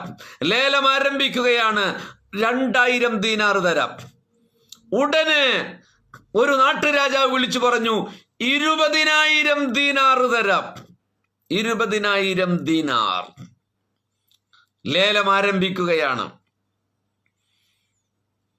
അപ്പോൾ മറ്റൊരാൾ എഴുന്നേറ്റ് നിന്ന് പറഞ്ഞു, 1,00,000 ദീനാർ തരാം. ഹബീബിങ്ങളെ ബിഹക്കി മുഹമ്മദിൻ സല്ലല്ലാഹു അലൈഹി വസല്ലം 10. 1,00,000 ദീനാർ തരാമെന്ന് മൂന്നാമതൊരാൾ. മിസ്രിലെ അടിമച്ചന്തയിൽ ഹർഷാരവങ്ങൾ മുഴങ്ങുകയാണ്, കരഘോഷങ്ങൾ മുഴങ്ങുകയാണ്. കൂടെ ആ ചന്തയിൽ ബഹളമായി. ഒരു ഭാഗത്ത് താളമേളങ്ങൾ, വാദ്യഘോഷങ്ങൾ. അതിനിടയിലാണ് ഈ സംഖ്യ ഇങ്ങനെ ഉയർന്നുകൊണ്ടിരിക്കുന്നത്. അവിടേക്കാണ് മിസ്റിന്റെ ഭരണാധികാരിയായ അസീസ്, അദ്ദേഹത്തിന്റെ പത്നിയായ സുലൈഖ എന്നാണ് നമ്മൾ പറയുന്നതല്ലേ, അതിന്റെ പ്രൊനൗൺസിയേഷൻ സലീഖ എന്നാണ്. അവരും അങ്ങോട്ട് കടന്നു വരികയാണ്. യൂസുഫ് നബി അലൈഹി സ്വലാമെ ശരിയാവണ്ണം കാണുന്ന ഒരു സ്ഥലത്ത് അവർ ഇരിപ്പുറപ്പിച്ചു. സലീഖ ആ അടിമ ചെറുപ്പക്കാരനെ, ബാലനെ ഒന്ന് നോക്കി. യൂസുഫ് നബി അലൈഹി സ്വലമയുടെ അഭൗമികമായ സൗന്ദര്യത്തില്, അനന്യ സാധാരണമായ മുഖകാന്തിയിൽ ആകൃഷ്ടയായി സലീഖ.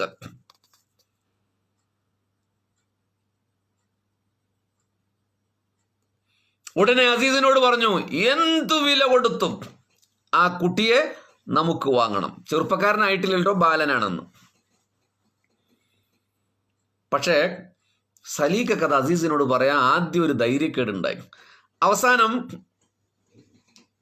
ധൈര്യം സംഭവിച്ച് അദ്ദേഹം പറഞ്ഞു, നമുക്കത് വില കൊടുത്ത് വാങ്ങിക്കൂടെ എന്ന്. അസീസ് എഴുന്നേറ്റ് നിൽക്കുകയാണ്. മറ്റ് ലേലം വിളിക്കുന്നവരൊക്കെ നിശബ്ദരായി. കാരണം മിസ്ർ എന്ന് പറയുന്ന പ്രവിശ്യയുടെ പ്രഭുവാണ് അസീസ്. അദ്ദേഹം എഴുന്നേറ്റ് നിന്നിട്ട് വിളിച്ചു പറഞ്ഞു, ഈ ബാലനെ കിട്ടിയാൽ സ്വന്തം മകനെ പോലെ നോക്കാനാണ്, അടിമയാക്കാനല്ല. അപ്പൊ സലീഖ പറഞ്ഞു, അത് വളരെ നല്ല കാര്യമാണ്. പണം മതിയാകുന്നില്ലെങ്കിൽ എൻ്റെ പക്കലും കുറെ ഇരിപ്പുണ്ട്. അതുകൊണ്ട് മറ്റാരെങ്കിലും കരസ്ഥമാക്കുന്നതിന് മുമ്പ് വിളിക്കൂ നിങ്ങൾ. ഈ സംഭാഷണം ഇങ്ങനെ നടന്നുകൊണ്ടിരിക്കുന്നതിനിടയിൽ മിസ്രിലെ ഏറ്റവും ധനാഢ്യയായിരുന്ന ഒരു രാജകുമാരി എഴുന്നേറ്റ് നിന്നു. തൻ്റെ പക്കലുണ്ടായിരുന്ന വിലമതിക്കാനാവാത്ത ദ്രവ്യങ്ങൾ, രത്നവും ഗോമേതകവും മരതകവും വജ്രവും വൈഡൂര്യവും ഒരു തളികയിൽ കൊണ്ടുപോയി അവിടെ വെച്ചു. യൂസുഫ് നബി അലൈഹി സ്വലാം ഇരിക്കുന്ന പീഠത്തിന്റെ മുന്നിൽ കൊണ്ടുപോയി വെച്ചു. എന്നിട്ട് ആ പെൺകുട്ടി രാജകുമാരി വിളിച്ചു പറഞ്ഞു, മലിക്, ഈ അടിമച്ചക്കന്റെ ഉടമസ്ഥ, എത്രയാണ് നിങ്ങൾക്ക് വില വേണ്ടതെങ്കിൽ അതിൽ നിന്നെടുത്തോളൂ. അതിനപ്പുറം വില പറയാൻ അവിടെ കൂടിയിരുന്ന ഒരാൾക്കും കഴിയുന്നില്ല എന്ന് ആ രാജകുമാരിക്ക് അറിയാമായിരുന്നു. അതിലപ്പുറം ഒരാളോടെ വില പറയില്ല എന്ന് രാജകുമാരിക്ക് മനസ്സിലായിരുന്നു. സലീഖയല്ല, വേറൊരു രാജകുമാരി. പലവിധ സ്വർണ്ണനായകണയങ്ങൾ, ഗുത്തവും ഗോമേതകവും മരതകവും വജ്രവും വൈഡൂര്യവും പവിഴവും ഒക്കെ.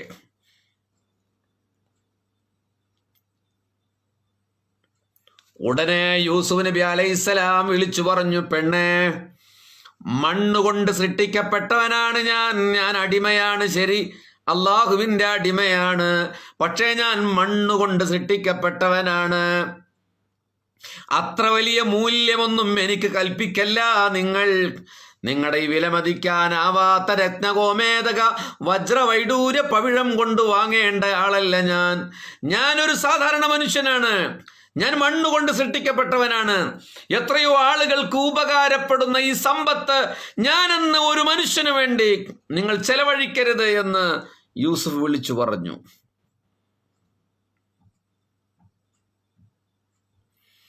ആ വാക്ക് കേട്ടപ്പോൾ, ആ വാക്കിന്റെ ഒരു അട്രാക്ഷൻ, പവർഫുൾ ആയ വാക്ക് കേട്ടപ്പോൾ, അതാണല്ലോ ചില സമയത്ത് ചില ആളുകൾ പറയുന്നത് അതിലൂടെ അങ്ങ് ഹിദായത്തിൽ എത്തിച്ചേരും.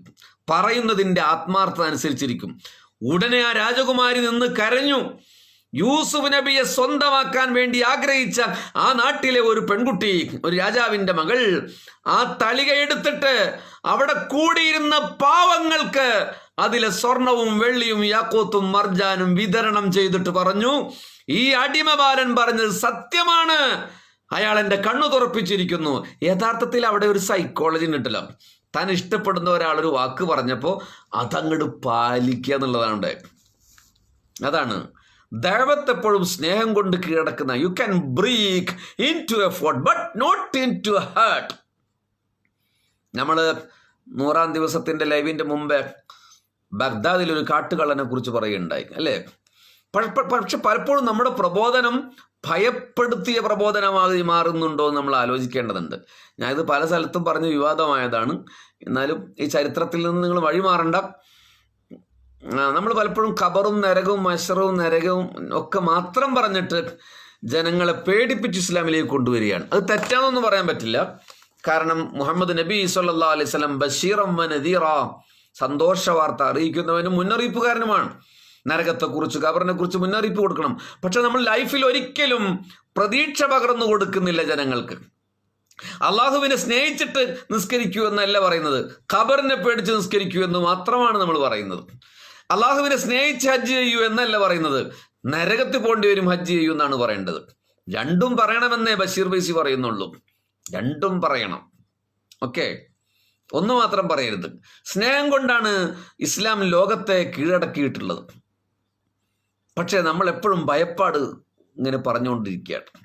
ഇവിടെ നോക്കൂ, ആ പെൺകുട്ടി യൂസുഫിനെ കിട്ടണമെന്ന് ആഗ്രഹിച്ച് അവിടെയുള്ള ഒരാൾക്കും പറയാൻ കഴിയാത്ത രത്നവും ഗോമേതവും കൊണ്ടുവച്ച ആ പെൺകുട്ടി തന്നെ യൂസുഫ് ഒരു വാക്ക് പറഞ്ഞപ്പോൾ അതെടുത്ത് വിതരണം ചെയ്യുകയാണ്. കണ്ടോ, തൻ്റെ ആഗ്രഹത്തെ മാറ്റിവെച്ച് തനിക്കിഷ്ടപ്പെട്ട ആ മനുഷ്യന്റെ ആഗ്രഹത്തെ അനുസരിക്കുക.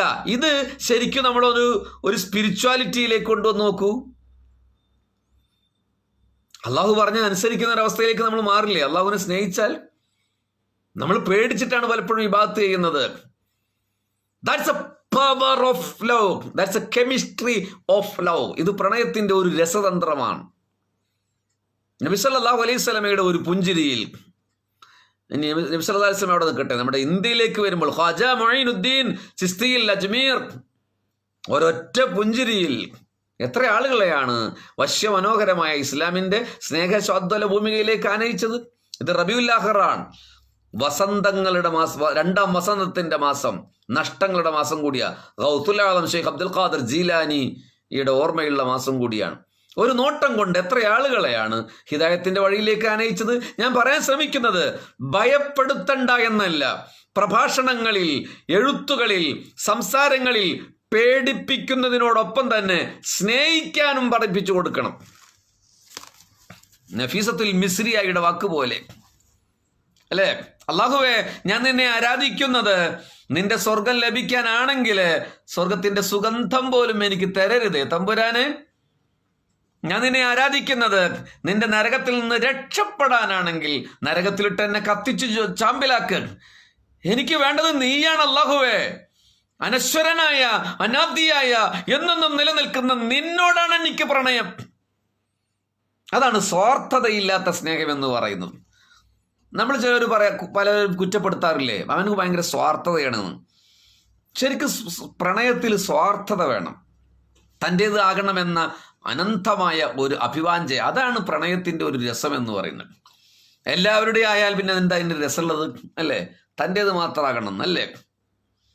മുത്തുനബി എൻ്റേതാകണം, എന്നെ ഇഷ്ടപ്പെടണം, അള്ളാഹുവിൻ്റെ ആരിഫീങ്ങൾ എൻ്റെ അള്ളാൻ എനിക്ക് വേണം, പിന്നെന്ത് നരകം, പിന്നെന്ത് സ്വർഗം എന്ന് ചിന്തിച്ചത് അതുകൊണ്ടാണ്. ഇപ്പോൾ വിഷയം അതല്ലാത്തതുകൊണ്ട് ഞാൻ അതിലേക്ക് പോകുന്നില്ല. പക്ഷേ ഈ ചിന്തയിൽ നിന്ന് നിങ്ങൾക്ക് ചിന്തിക്കാൻ വേണ്ടി ഞാൻ പറയാണ്, യൂസുഫ് നബി അലൈഹിസ്സലാമ എന്ന് പറയുന്ന സൗന്ദര്യത്തിന്റെ സകലമാന സവിശേഷതകളും സമഞ്ജസമായി സമന്വയിച്ച സായൂജ്യ സാരഥ്യമായ യൂസുഫിനെ കിട്ടാൻ വേണ്ടി സകല സ്വത്തും തളികയിൽ കൊടുത്ത ആ രാജകുമാരി യൂസുഫ് ഒരു വാക്ക് പറഞ്ഞപ്പോൾ അത് വിതരണം ചെയ്യുന്നത് എന്താണ്? That's A power of love. അതാണ് സ്നേഹത്തിന്റെ ശക്തി എന്ന് പറയുന്നത്. അതാണ് സ്നേഹത്തിന്റെ ശക്തി. നോക്കൂ, ഈ വിഷയത്തിലേക്ക് നമുക്ക് തിരിച്ചു പോവാം.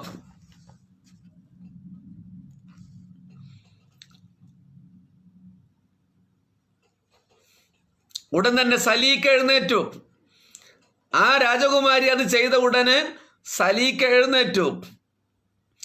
ഒരു സ്ത്രീക്ക് ആയിക്കോട്ടെ, ഒരു സ്ത്രീക്ക് ആയിക്കോട്ടെ. മലിക്കിന്റെ അടുത്ത് പോയി പറഞ്ഞു. സലീക്ക നേരിട്ടല്ല, ദൂതൻ വഴി അറിയിച്ചു. ആ രാജകുമാരി കൊണ്ടുവന്ന അത്രയും ദ്രവ്യങ്ങൾക്ക് പുറമെ 30 മരതകവും യൂസുഫ് എന്ന ഈ അടിമച്ചക്കന്റെ തൂക്കത്തോളം കസ്തൂരിയും വില തരാൻ ഞാൻ തയ്യാറാണ് എന്ന് അസീസ് രാജന്റെ പത്നി സലീഖ പ്രഖ്യാപിക്കുകയാണ്. വാവ്, അമേസിങ്. കണ്ടോ നിങ്ങള് എന്താ പറഞ്ഞത്? ആ രാജകുമാരി ഓഫർ ചെയ്ത അത്രയും, അതിനു പുറമെ 30 മരതകവും യൂസുഫ് എന്ന ഈ അടിമ ബാലന്റെ തൂക്കത്തിനൊത്ത കസ്തൂരിയും ഞാൻ നിങ്ങൾക്ക് തരാൻ തയ്യാറാണ്. അതും മതിയാകുന്നില്ലെങ്കിൽ നിങ്ങൾ പറയുന്ന വില തരാൻ തയ്യാറാണ്. വേറെ ഒരാളും മിണ്ടുന്നില്ല കേട്ടാ. വേറെ പ്രഭുക്കളുണ്ട്, പ്രഭികളുണ്ട്, രാജകുമാരിമാരുണ്ട്, നാട്ടുരാജാക്കന്മാരുണ്ട്, വലിയ സമ്പന്നന്മാരുണ്ട്, ബിസിനസ് മാഗ്നറ്റുകളുണ്ട്. മിസ്റിലെ അടിമച്ചന്ത ഒരു നിമിഷം ശാന്ത ഗംഭീരമാവുകയാണ്, നിശബ്ദതയാവുകയാണ്. ആർക്കും അറുത്തൊന്നു പറയാൻ കഴിയുന്നില്ല. എങ്ങനെയാണ് പറയുക? അത്രമേൽ അപരിമേയമായ ഒരു ഓഫറാണ് ഇപ്പോൾ ഇട്ടിട്ടുള്ളത്. എങ്ങനെയാണ് പറയാൻ കഴിയുക?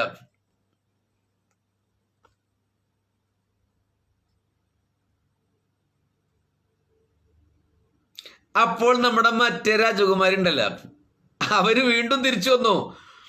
ആ സംഭാവന ചെയ്ത ആള് അവര് വന്നിട്ട് പറയാണ്, ഇപ്പോഴ് സലീക്ക ഓഫർ ചെയ്ത ആ സമ്പത്തുണ്ടല്ലോ, അവർ നൽകുന്ന ദ്രവ്യങ്ങൾക്ക് പുറമെ 100 റാത്തൽ തനി തങ്കം വേറെയും ഞാൻ കൊടുക്കാൻ തയ്യാറാണ്. ഇപ്പോൾ സലീക്ക പറഞ്ഞ ഓഫറിനേക്കാൾ 100 റാത്തൽ തങ്കം കൊടുക്കാൻ ഞാൻ തയ്യാറാണ്.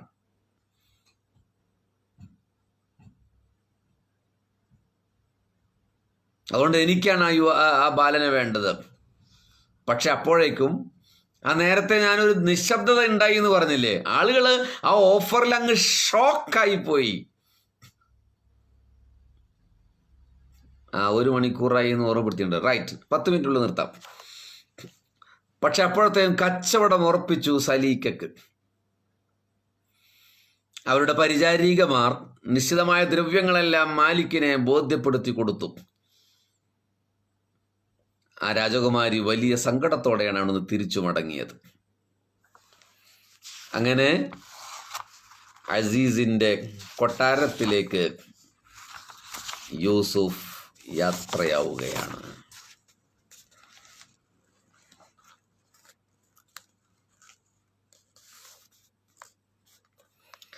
അപ്പോൾ വീട്ടിലെത്തിയപ്പോൾ സുലൈഖ ബീവിക്ക് ആശ്വാസവും സമാധാനവും ഒക്കെ ലഭിക്കുന്നുണ്ട്. അവരുടെ ബാല്യകൗമാര സ്വപ്നങ്ങളിലെ ഡ്രീമിലെ രാജകുമാരൻ ഇതാ ആണ് എന്ന് അവർ തിരിച്ചറിഞ്ഞു പോയ ഒരു നിമിഷം അവിടെ സംഭവിക്കുന്നുണ്ട് കേട്ടോ. ചെറുപ്പത്തിൽ കണ്ട സ്വപ്നത്തിലെ ഡ്രീമിലെ നായകൻ ഇതാണ് എന്ന് അത് ബീവിക്ക് മനസ്സിലായി. അവര് യൂസുഫ് നബി അലൈഹി സ്വലാമയെ ശുശ്രൂഷിച്ചുകൊണ്ടേയിരുന്നു. അന്ന് ചെറിയ കുട്ടിയല്ലേ.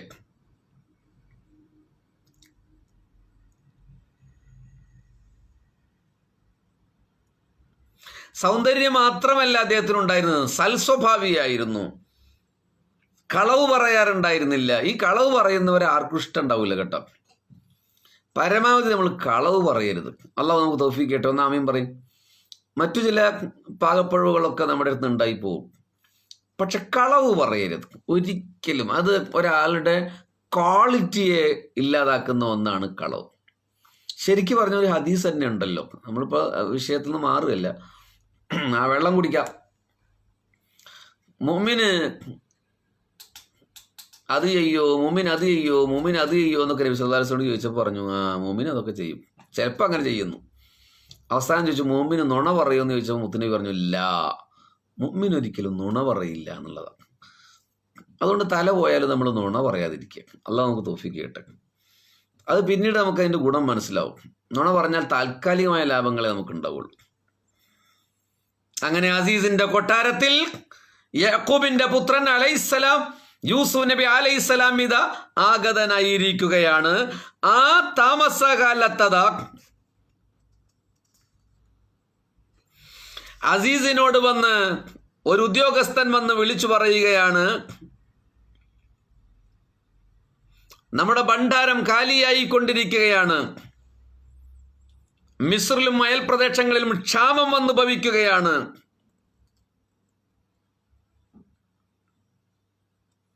അപ്പോൾ യൂസുഫ് നബി വളരെ രഹസ്യമായി ആ ഉദ്യോഗസ്ഥനോട് പറഞ്ഞു, എഴുതാനുള്ളത് എന്തെങ്കിലും കൊണ്ടുപോവാന്ന് പറഞ്ഞു. അങ്ങനെ കൊണ്ടുവന്ന് കൊടുത്തപ്പോൾ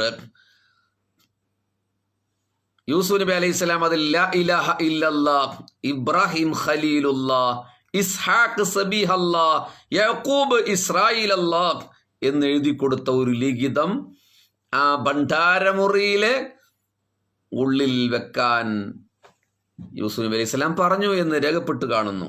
എത്രമാത്രം ആധികാരികത ഉണ്ടെന്ന് എനിക്കറിയില്ല. ലാ ഇലാഹ ഇല്ലല്ലാഹ് അതിൻ്റെതായ പവർ ഉണ്ട് എന്നുള്ളത് മറ്റൊരു കാര്യം. പ്രവാചകന്മാരുടെ നാമധേയങ്ങൾക്ക് അതിൻ്റെ മഹത്വമുണ്ട് എന്നുള്ളത്.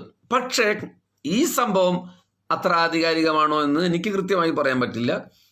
പക്ഷെ അങ്ങനെ ചില കഥകളിൽ, ചരിത്രങ്ങളിൽ കാണുന്നുണ്ട്. നമ്മൾ കൃത്യമായി കാര്യങ്ങൾ പറയണമല്ലോ. അത് അത്രമേൽ കൃത്യമാണ് എന്ന് പറയാൻ പറ്റില്ല. അതിന് സോഴ്സ് കൃത്യമല്ല. അതുകൊണ്ട് നിങ്ങൾ വേണമെങ്കിൽ അത് കേട്ടിരുന്നോളൂ എന്നല്ലാതെ അതിങ്ങനെ ഉറപ്പിച്ച് മറ്റൊരാളോട് ഇനി പറഞ്ഞു കൊടുക്കൊന്നും വേണ്ട, അങ്ങനെ ഉണ്ടായി എന്ന് പറഞ്ഞു കൊടുക്കൊന്നും വേണ്ട കേട്ടെ. പക്ഷെ ഇബിനു ബത്തൂത്ത ഞാൻ കണ്ട കേരളത്തെക്കുറിച്ച് എഴുതിയ രേഖപ്പെടുത്തിയതിൽ കണ്ണൂരിലെ അറക്കൽ രാജവംശത്തിന്റെ കീഴിൽ ഒരു മരമുണ്ടായിരുന്നു എന്ന് രേഖപ്പെടുത്തിയിട്ടുണ്ട്. ആ മരത്തിൽ വർഷത്തിലൊരിക്കലും ഒരു പ്രത്യേകമായ ഇലയുണ്ടാവും. ആ ഇലയിൽ ലാ ഇലാഹ ഇല്ലല്ലാഹ് മുഹമ്മദ് റസൂലുള്ളാഹ് എന്ന് എഴുതിയിട്ടുണ്ടാവും അത്രേ.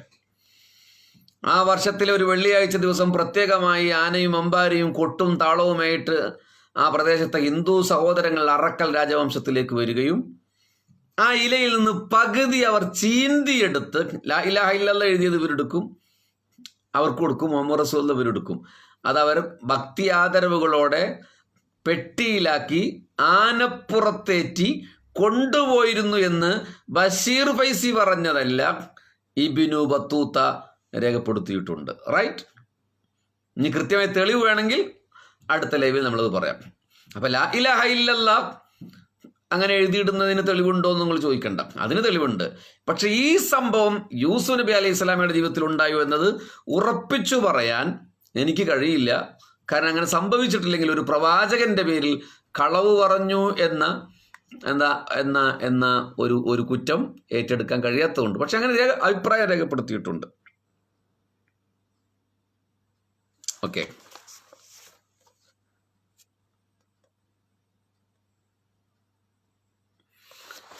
അപ്പോൾ പിന്നീട് എന്തൊക്കെയാണ് സംഭവിക്കാൻ പോകുന്നത് എന്ന് സംഭവബഹുലമായ മിസ്രിന്റെ ചരിത്രം വീണ്ടും തുടരുകയാണ്. ഇന്ന് ഈ 1 മണിക്കൂർ പിന്നിടുമ്പോൾ യൂസുഫ് നബി അലൈഹിസ്സലാം അങ്ങാടി ചന്തയിൽ നിന്ന് മിസ്രിന്റെ കൊട്ടാരത്തിൽ എത്തിച്ചേർന്നിരിക്കുകയാണ്. സവിശദമായിട്ടാണ് നമ്മുടെ യാത്ര മുന്നോട്ട് പോകുന്നത്. നിർത്തല്ലേ എന്ന് പറയുന്നുണ്ട് അബ്ദുൽ ചളക്കര. പക്ഷെ 1 മണിക്കൂറായി എന്ന് നമ്മുടെ അഡ്മിൻ പറഞ്ഞിട്ട്, അതുകൊണ്ട് നമ്മൾ നിർത്തൽ അനിവാര്യമാണ്. അല്ലാഹു നമുക്ക് തൗഫീഖ് ചെയ്യട്ടെ.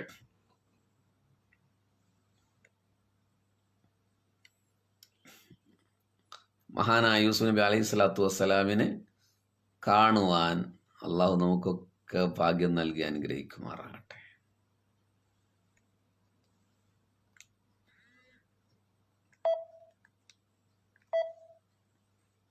ദുആ ചെയ്യുന്നതിന് മുമ്പ് ആർക്കെങ്കിലും പ്രത്യേകം പറയാണ്ടെങ്കിൽ പറഞ്ഞു കേട്ടോ.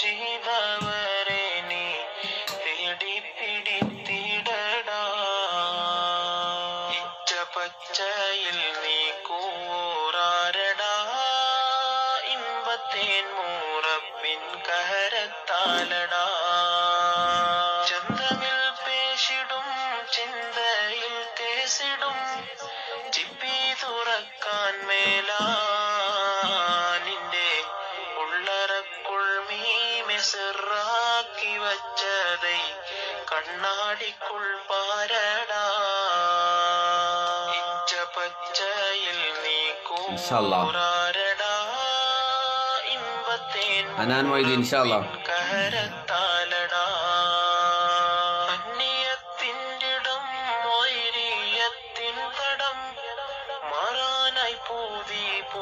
എന്താ ഇത്ര ഗ്യാപ്പ് ഇടരുത് പറഞ്ഞ റഹീമ? എന്ത് ഗ്യാപ്പാണ് ഉദ്ദേശിക്കുന്നത്? തുടർച്ച ദിവസങ്ങളിൽ വേണമെന്നാണോ ഉദ്ദേശിക്കുന്നത്? ഇൻഷാ അല്ലാഹ്.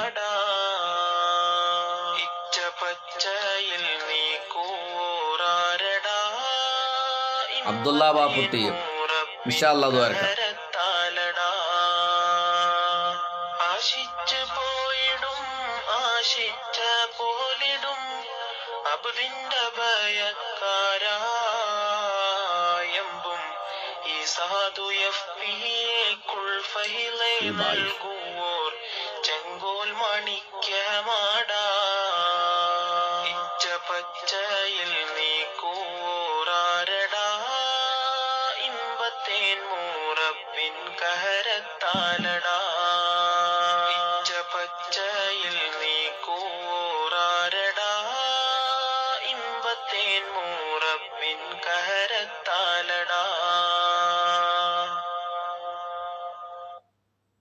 സലീൽ അറബി. അൽഹംദുലില്ലാഹി റബ്ബിൽ ആലമീൻ. അല്ലാഹുമ്മ സ്വല്ലി അലാ സയ്യിദിനാ മുഹമ്മദിൻ വഅലാ ആലി സയ്യിദിനാ വമൗലാനാ മുഹമ്മദ്. റഹ്മാനായ രാജസയ്യിദായ മാലിക്കുൽ മുലൂക്കായ ഗഫൂറുർ റഹീമായ തമ്പുരാനെ, നീ ഞങ്ങളെ കബൂൽ ചെയ്യണേ തമ്പുരാനെ, നീ ഞങ്ങളെ സ്വീകരിക്കണമേ തമ്പുരാനെ. ഒരു പ്രധാനപ്പെട്ട ഒരു കമൻ്റ് ഉണ്ട്, അതിന് മറുപടി പറയട്ടെ. തുടർച്ചയായിട്ട് വേണം, ഗ്യാപ്പ് ഇടരുത് എന്നാണ് തങ്ങൾ പറഞ്ഞ മാതിരി, മാല പൊട്ടിയ മാതിരി എന്നാണ്. പക്ഷെ തങ്ങളെ നമ്മുടെ ഹബീബിങ്ങൾ ഈ ചരിത്രത്തിൻ്റെ അവസാന എൻഡ് ഇങ്ങനെ ഓർത്തു വെക്കുമെന്ന് എനിക്ക് തോന്നുന്നു. തുടർച്ചയായി നടക്കുമ്പോൾ നിങ്ങൾക്കൊരു വിഷമം വരണ്ടെന്ന് എഴുതിയിട്ടാണ്. നിങ്ങൾ അങ്ങനെ ആവശ്യപ്പെടുകയാണെങ്കിൽ ഇൻഷാ അല്ലാഹ് നമുക്ക് തുടർച്ചയായി നടത്താം. നിങ്ങളുടെ ആവശ്യങ്ങൾ അവിടെ ഇട്. അള്ളാഹുവേ, സയ്യിദന യൂസുഫ് നബി അലൈഹി സ്വലാമിനെ കുറിച്ചാണ് ഞങ്ങൾ പറഞ്ഞത്, യാക്കൂബ് നബി അലൈഹി സ്വലാമിനെ കുറിച്ചാണ് പറഞ്ഞത്. അള്ളാഹുവേ, നീ കബൂൽ ചെയ്യണേ തമ്പുരാനെ. പടച്ചവനെ, ഹബീബായ റസൂലുള്ളാഹി സ്വല്ലല്ലാഹു അലൈഹി വസല്ലമയുടെ മുത്തുമദീനയിൽ നീ ഞങ്ങളെ എത്തിക്കണേ തമ്പുരാനെ. ഹജ്ജും ഉംറയും ചെയ്യാൻ മക്കത്ത് നീ ഞങ്ങളെ എത്തിക്കണേ തമ്പുരാനെ. പടച്ചവനെ, ഞങ്ങളുടെ മാതാപിതാക്കൾ, ഭാര്യ, സന്താനങ്ങൾ, സഹോദരങ്ങൾ, ഭർത്താക്കന്മാർ, ഉസ്താദുമാർ, അങ്ങനെ പല ആളുകളും മരണപ്പെട്ടു പോയിട്ടുണ്ട്. നീ മഗ്ഫിറത്ത് കൊടുക്കണേ അല്ലാ, മർഹമത്ത് കൊടുക്കണേ അല്ലാ. ഖബറിന്റെ ഏകാന്തതയിൽ നീ അവർക്ക് വെളിച്ചം നൽകണമേ തമ്പുരാനെ. സമീപ ദിവസങ്ങളിൽ മരിച്ചുപോയ മരക്കാർ, മുസ്ലിയാർ, ഉസ്താദ് നരമരിദൂർ, കാളാവ് സൈദലവി മുസ്ലിയാർ, ചെമ്മുക്കൻ കുഞ്ഞാപ്പുകാജി തുടങ്ങിയ ഞങ്ങളുടെ പരിബന്ധരായ ഉസ്താദുമാരും നേതാക്കന്മാരും പലരും, അതുപോലെ ഇവിടെ ദുആ വസീത്ത് ചെയ്ത പലരുടെയും ഉപ്പമാര് മരണപ്പെട്ടു പോയി. മഗ്ഫിറത്ത് കൊടുക്കണേ അല്ലാ, മർഹമത്ത് കൊടുക്കണേ അല്ലാ. അവരുടെ ആത്മാവ് ആഹ്ലാദിക്കണേ അല്ലാ. പടച്ചവനെ, മാതാക്കൾ മരിച്ചു പോയവരുണ്ട്, മഗ്ഫിറത്ത് കൊടുക്കണേ അല്ലാ. ഭാര്യമാര് മരിച്ചവരുണ്ട്, ഭർത്താക്കന്മാർ മരിച്ചവരുണ്ട്, സന്താനങ്ങൾ കൊച്ചുനാളിൽ മരണപ്പെട്ടു പോയവരുണ്ട്. മഗ്ഫിറത്തും മർഹമത്തും നൽകി നാളെ ജന്നാത്തുൻ നഈമിൽ ഒരുമിച്ച് കൂട്ടണേ അല്ലാ. പടച്ചവനെ, പലവിധ രോഗങ്ങളാൽ പ്രയാസപ്പെടുന്നവരാണ് ഞങ്ങൾ. നീ ഞങ്ങളുടെ മനസ്സിന് സമാധാനം നൽകണേ അല്ലാ, ശാന്തി നൽകണേ അല്ലാ. ഞങ്ങളുടെ മനസ്സിന് സമാധാനം നൽകണേ അല്ലാ. ഞങ്ങളുടെ മനസ്സിലെ സംഘർഷം ഒഴിവാക്കി നീ ശാന്തി നൽകണേ റഹ്മാനേ. പടച്ചവനെ, പലവിധ രോഗങ്ങളുള്ളവരുണ്ട്, ശിഫ നൽകണേ റഹ്മാനെ, ശിഫ നൽകണേ റബ്ബേ. അല്ലാഹുമ്മ ദിബിൽ ബഅസ റബ്ബന്നാസ് വശ്ഫി അന്ത ശാഫി ലാ ശിഫാ ഇല്ലാ ശിഫാഉക ശിഫാഅൻ ലാ യുഗാദിറു സഖമൻ വലാ അലമ ലാഹിരിയം വ ബാത്തിനിയം വ റൂഹാനിയം വ ജിസ്മാനിയം വ ശൈത്താനിയം വ ജിന്നിയം വ സിരിയൻ വ ഐനിയൻ ശിഫാഅൻ ലാ യുഗാദിറു സഖമൻ വലാ അലമ ബിഹഖി അലിഫ് ലാം മീം ഹിമായത്തുനാ കാഫ് ഹായ ഐൻ സ്വാദ്.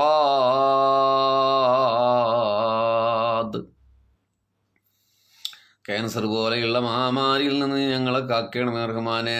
കടക്കാരുള്ളവരുണ്ട്, നീ കടം വീട്ടണമേ തമ്പുരാനെ. കോവിഡ് ബാധിച്ചവരുണ്ട്, നീ ശിഫ നൽകണമേ തമ്പുരാനെ. പനി ബാധിച്ചവരുണ്ട്, നമ്മുടെ ചീഫ് അഡ്മിൻ അന്തുവിനെ പോലെയുള്ള ഒരുപാട് ആളുകൾ, പലതരത്തിലുള്ള രോഗബാധിതരുണ്ട്. ശിഫ നൽകണേ അല്ലാ, ആഫിയത്ത് നൽകണേ തമ്പുരാനെ. ഹാർട്ട് അറ്റാക്ക് പോലെ പൊടുന്നനെയുള്ള മരണങ്ങളിൽ നിന്ന് കാക്കണേ അല്ലാ.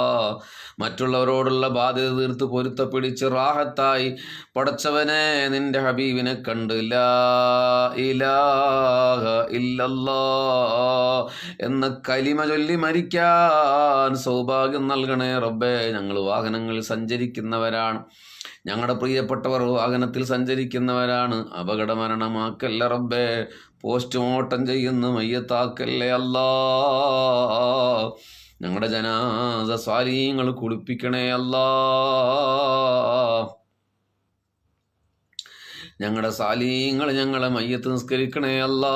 സാലീങ്ങൾ ഞങ്ങളെ ചുമക്കണേ അല്ലാ. സാലീങ്ങൾ ഞങ്ങളെ ഖബറിൽ വെക്കണേ അല്ലാ.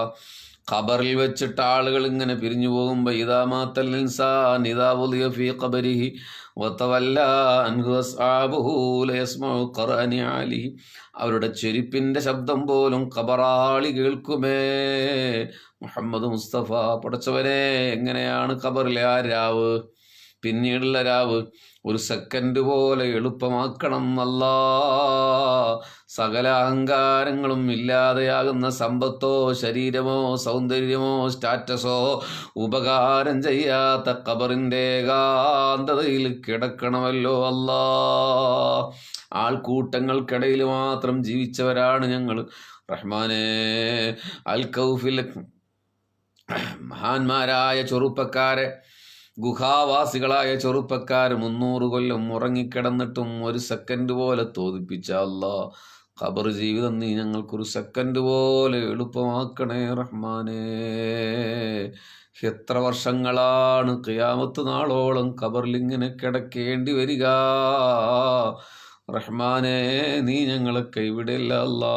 പാപികളാണ് റബ്ബേ, ദോഷികളാണ് റബ്ബേ, അമല് കുറഞ്ഞവരാണ് റബ്ബേ. ഞങ്ങൾ തെറ്റ് വന്നു പോകുന്നുണ്ട് അല്ലാ. പക്ഷെ നിന്നെ ഞങ്ങളെ ഇഷ്ടമാണല്ലാ. നീ പറഞ്ഞതൊന്നും ഞങ്ങൾ അനുസരിക്കുന്നില്ലെങ്കിലും നിന്നെ ഇഷ്ടമാണല്ലാ. നീ ഞങ്ങളുടെ ഉടമസ്ഥനാണല്ലാ, ഞങ്ങൾ അടിയാറുകളാണല്ലാ. അതുകൊണ്ടൊന്ന് സ്വീകരിക്കണേ റഹ്മാനെ. നിന്റെ നബിയെ ഞങ്ങൾക്ക് ഇഷ്ടമാണല്ലാ. വേണ്ടതുപോലെ ഒന്നും സ്നേഹിക്കുന്നില്ലെങ്കിലും ഇഷ്ടമാണല്ലാ. അതിൻ്റെ പേരെങ്കിലും സ്വർഗത്തിലേക്ക് ഞങ്ങളെ ഒന്ന് തള്ളി മറിച്ചിട്ടെങ്കിലും ഒന്ന് അകം കടത്തണേ റഹ്മാനെ. ഞങ്ങളുടെ മാതാപിതാക്കളെ, സഹോദര സഹോദരിമാരെ, ഭാര്യമാരെ, ഭർത്താക്കന്മാരെ, സന്താനങ്ങളെ അവിടെ ഒരു ഇടം തായോ അല്ലാ. ഞങ്ങൾ സ്നേഹിക്കുന്നവർ, സഹായിക്കുന്നവർ അവരൊക്കെ ഒരുമിച്ച് കൂട്ടണേ. പ്രത്യേകിച്ച് യാത്രാ സംഘത്തിലെ ഹബീബിങ്ങളെ 8 മാസങ്ങൾക്ക് മുമ്പ് തുടങ്ങിയതാണ് ഈ യാത്ര. റഹ്മാനെ, ഒരു കുടുംബത്തിലെ അംഗങ്ങളെപ്പോലെ നാളെ ജന്നാത്തുൽ ഫിർദൗസിലും ഒരുമിച്ച് കൂട്ടണേ റഹ്മാനെ. മദീനയിലും ഒരുമിപ്പിക്കണേ അല്ലാ.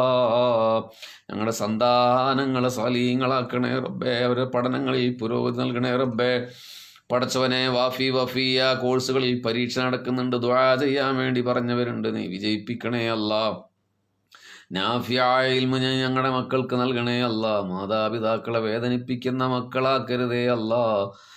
മാതാപിതാക്കളെ അനുസരിക്കുന്ന മക്കളാക്കണേ അല്ലാ. ഞങ്ങളുടെ യാത്രാ സംഘത്തിലെ ചിലരുടെ മക്കൾക്ക് അസുഖമുണ്ട്, നീ ശിഫ കൊടുക്കണമേ റഹ്മാനെ. ശിഫ കൊടുക്കണമേ റഹ്മാനെ. അള്ളാഹുവെ, വീടില്ലാത്തവർക്ക് വീട് നൽകല്ല. കടക്കാരാക്കി മരിപ്പിക്കല്ലേ അല്ല. സിഹറിൽ നിന്ന് കാക്കണേ അല്ല. ശത്രുക്കളിൽ നിന്ന് കാക്കണേ അല്ല. അസൂയാലുക്കളിൽ നിന്ന് കാക്കണേ അല്ല. പടച്ചവനെ, പ്രയാസങ്ങളിൽ നിന്ന് കാക്കണേ അല്ല. ഭ്രാന്ത് പോലെയുള്ള അവസ്ഥയുള്ളവരുണ്ട്, നീ കാക്കണേ റഹ്മാനെ. കോവിഡ് ബാധിച്ചവരുണ്ട്, കാക്കണേ റഹ്മാനെ. ഈ മഹാമാരിയിൽ നിന്ന് ഈ നാടിനെ നീ കാക്കണേ റഹ്മാനെ. സകല മനുഷ്യരെയും കാക്കണേ അല്ല. ഞങ്ങളുടെ ദീനീ സംരംഭങ്ങൾ വരണേ അല്ലാ. മുഹമ്മദ് ഉവൈസ് എന്നവരുടെ എളാപ്പാന്റെ ഭാര്യ പ്രസവിച്ച് കുട്ടിക്ക് ശ്വാസ തടസ്സമായി വെന്റിലേറ്ററിലാണ്. ശിവ കൊടുക്കണമേ റഹ്മാനെ. കല്യാണപ്രായമെത്തിയ മക്കളുള്ളവരുണ്ട്, നീ സ്വാലിഹായ ഇണകളെ നൽകണേ അല്ല. സംസാരശേഷി ഇല്ലാത്ത മക്കളുള്ളവരുണ്ട്, നീ സംസാരം കൊടുക്കണേ അല്ല. കുഞ്ഞുമക്കൾ ഈ പരിപാടി കേട്ടി തൂക്കൂജ മൻ കൂജ പാടുന്നവരുണ്ട്. ഇന്നും എറണാകുളത്തെ പള്ളിപ്പടിയിലെ ജമാൽ എന്ന് പറയുന്ന ഒരു വീട്ടിലെ കുട്ടി വിളിച്ചു. അവരും പറയുന്നത് ഇതൊക്കെ തന്നെയാണല്ലാ. ഞങ്ങളുടെ കുഞ്ഞുമക്കൾ ഒരുപാട് ഇത് കേൾക്കുന്നവരുണ്ട്, നീ നല്ല കുട്ടികളാക്കണേ അല്ലാ. ഗൾഫ് രാജ്യത്തെ പ്രവാസികളെ നീ കാക്കണമേ റഹ്മാനെ. ജോലിയില്ലാത്തവർക്ക് ജോലി നൽകണമേ തമ്പുരാനെ. ഇന്റർവ്യൂ നടത്തുന്നവർക്ക് അതിൽ എളുപ്പം നൽകണമേ തമ്പുരാനെ. സകലാപത്ത് മുസീബത്തുകൾ, ശത്രുതയിൽ നിന്ന്, കണ്ണീരിൽ നിന്ന്, ആപ്പോലിൽ നിന്ന്, അസൂയയിൽ നിന്ന്, സിഹറിൽ നിന്ന് നീ ഞങ്ങളെ കാക്കണേ റഹ്മാനെ. വിവാഹം കഴിഞ്ഞു പോയവരുടെ ജീവിതത്തിൽ നീ സന്തോഷകരമായ അവസ്ഥ നൽകണേ തമ്പുരാനെ. റബ്ബനാ ആതിനാ ഫിദ്ദുനിയാ ഹസന വഫിൽ ആഖിറതി ഹസനതൻ വഖിനാ അദാബന്നാർ.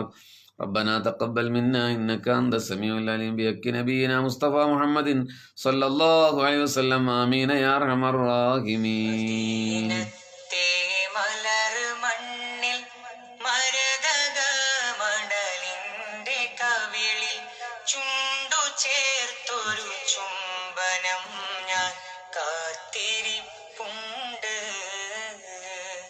മഹാരാജാ റസൂലെന്നെ മാടി മാടി വിളിച്ചു കണ്ട് മഹിത ഭൂമിയിലൊന്നു ചെല്ലട ഊതിയും പൂണ്ട്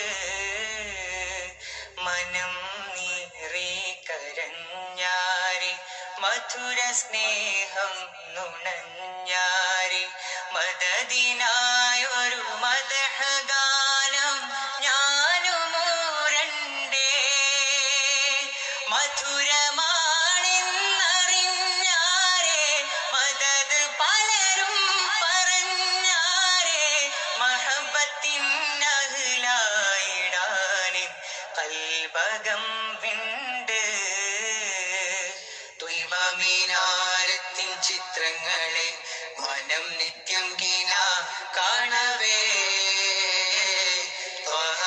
പാവത്തിൻ കനവിലൊരു ദിനം എത്തും ഞാൻ കാത്തി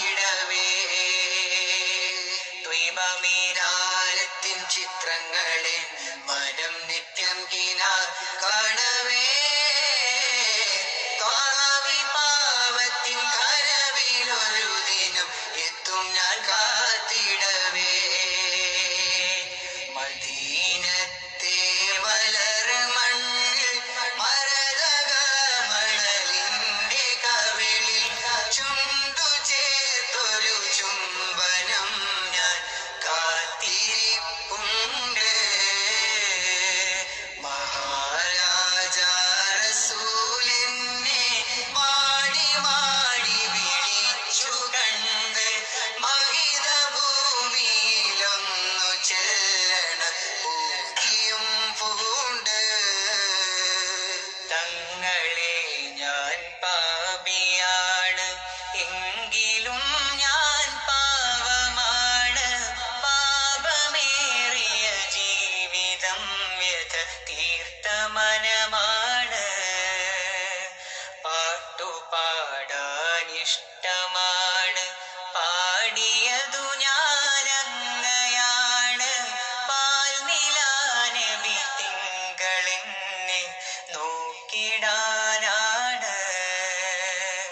തങ്ങളെ ഞാൻ പാപിയാണ് എങ്കിലും ഞാൻ പാവമാണ് പാപമേറിയ ജീവിതം വ്യഥ തീർത്ത മനമാണ് പാട്ടുപാടാനിഷ്ടമാണ് പാടിയതു ഞാനങ്ങയാണ് പാൽനിലാനബി തിങ്കളെന്നെ നോക്കിടാനാണ് ശാന്തി പൂക്കും നാട്ടിലങ്ങ് തിളങ്ങിടുന്ന മദീന മണ്ണിൽ ശാന്തി ആമീൻ, പൂക്കും ആമീൻ. നാട്ടിലങ്ങ് തിളങ്ങിടുന്ന മദീന മണ്ണിൽ ഷാഫിയായ ഹബീബരെ ആമീൻ. പല നാളിലണയേണം ഒരു വിളി കാത്തു കഴിയേണം തിരുരിളയ മടങ്ങേണം മദീനത്തെ മലർ മണ്ണിൽ മരതക മണലിന്റെ കവിളിൽ ചുണ്ടു ചേർത്തൊരു ചുംബനം ഞാൻ കാത്തിരിപ്പുണ്ട് മഹാരാജാ റസൂലിനെ മാടി മാടി വിളിച്ചു കണ്ട് മഹിത ഭൂമിയിലൊന്നു ചെല്ലണ ഊതിയും പൂണ്ട് കുറേ ചോദ്യങ്ങൾക്ക് ഉത്തരം പറയാണ്ട്. നാസിബ്, ഉസ്താദ് എന്തിനാ കരയുന്നേ? ഉസ്താദ് എന്തിനാ കരയുന്നേ? കാണുമ്പോൾ ഞങ്ങളുടെയും കണ്ണ് നിറയുന്നു. അല്ല, കരയുന്നത് നല്ല കാര്യമല്ലേ? അള്ളാഹു നമുക്കൊക്കെ കരച്ചിട്ട് തരട്ടെ എന്നാണ് എൻ്റെ അഭ്യർത്ഥന. ഓക്കെ, എന്നാലും സന്തോഷം തരട്ടല്ലേ ലൈഫിലൊക്കെ.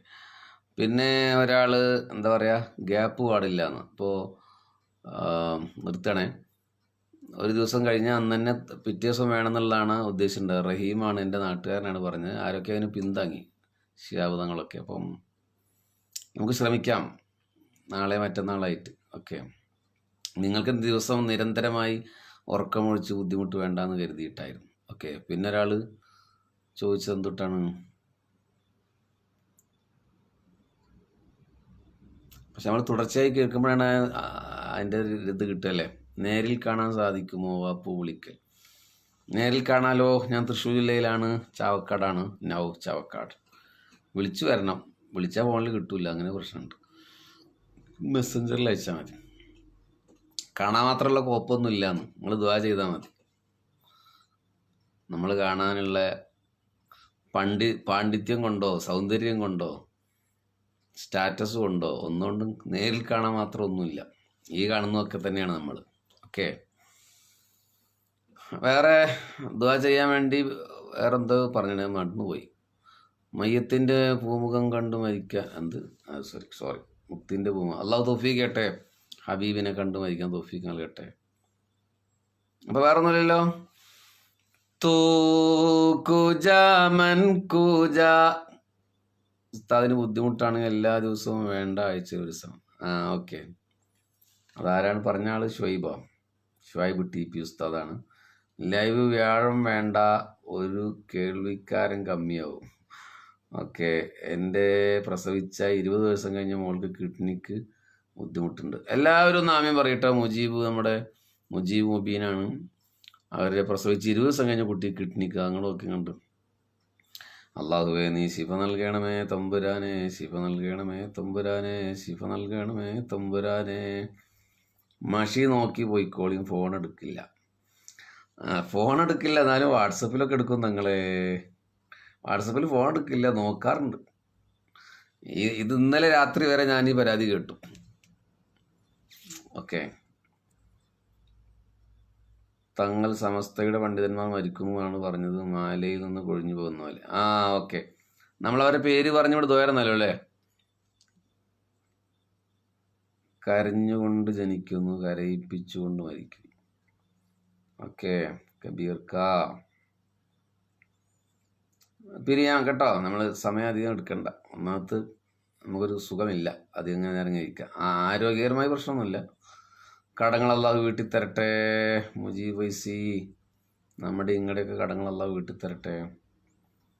അപ്പം ഞാൻ ഒന്നും പറയാനില്ലല്ലോ. എല്ലാവരും സലാം പറഞ്ഞു പോയിക്കോളൂ. തൂക്കുജാമൻ കുജാ, തൂക്കുജാമൻ കുജ, തൂക്കുജാമൻ കുജ, തൂക്കുജാമൻ കുജ, തൂക്കുജാമൻ കുജ, തൂക്കുജാമൻ കുജ. അങ്ങയുടെ സ്ഥാനം എവിടെയാണ് നബിയേ? എൻ്റെ സ്ഥാനം എവിടെയാണ് നബിയേ? തൂ അമീരെ ഹറം, അങ്ങ് ഹറമിൻ്റെ ഇമാമാണ് നബിയേ. മേ ഫഖീറെ അജം, ഞാൻ പരദേശിയായ ഫഖീറാണ് നബിയേ. തൂക്കുജാമൻ കുജ. അടുത്ത എപ്പിസോഡിൽ കിണറ്റിൽ നിന്ന് കൊട്ടാരത്തിലെത്തിയ യൂസുഫ് നബി അലൈഹി സ്വലാമയുടെ സംഭവബഹുലമായ ചരിത്രം നമ്മൾ വീണ്ടും പറയും. Thank you all. അസ്സലാമു അലൈക്കും.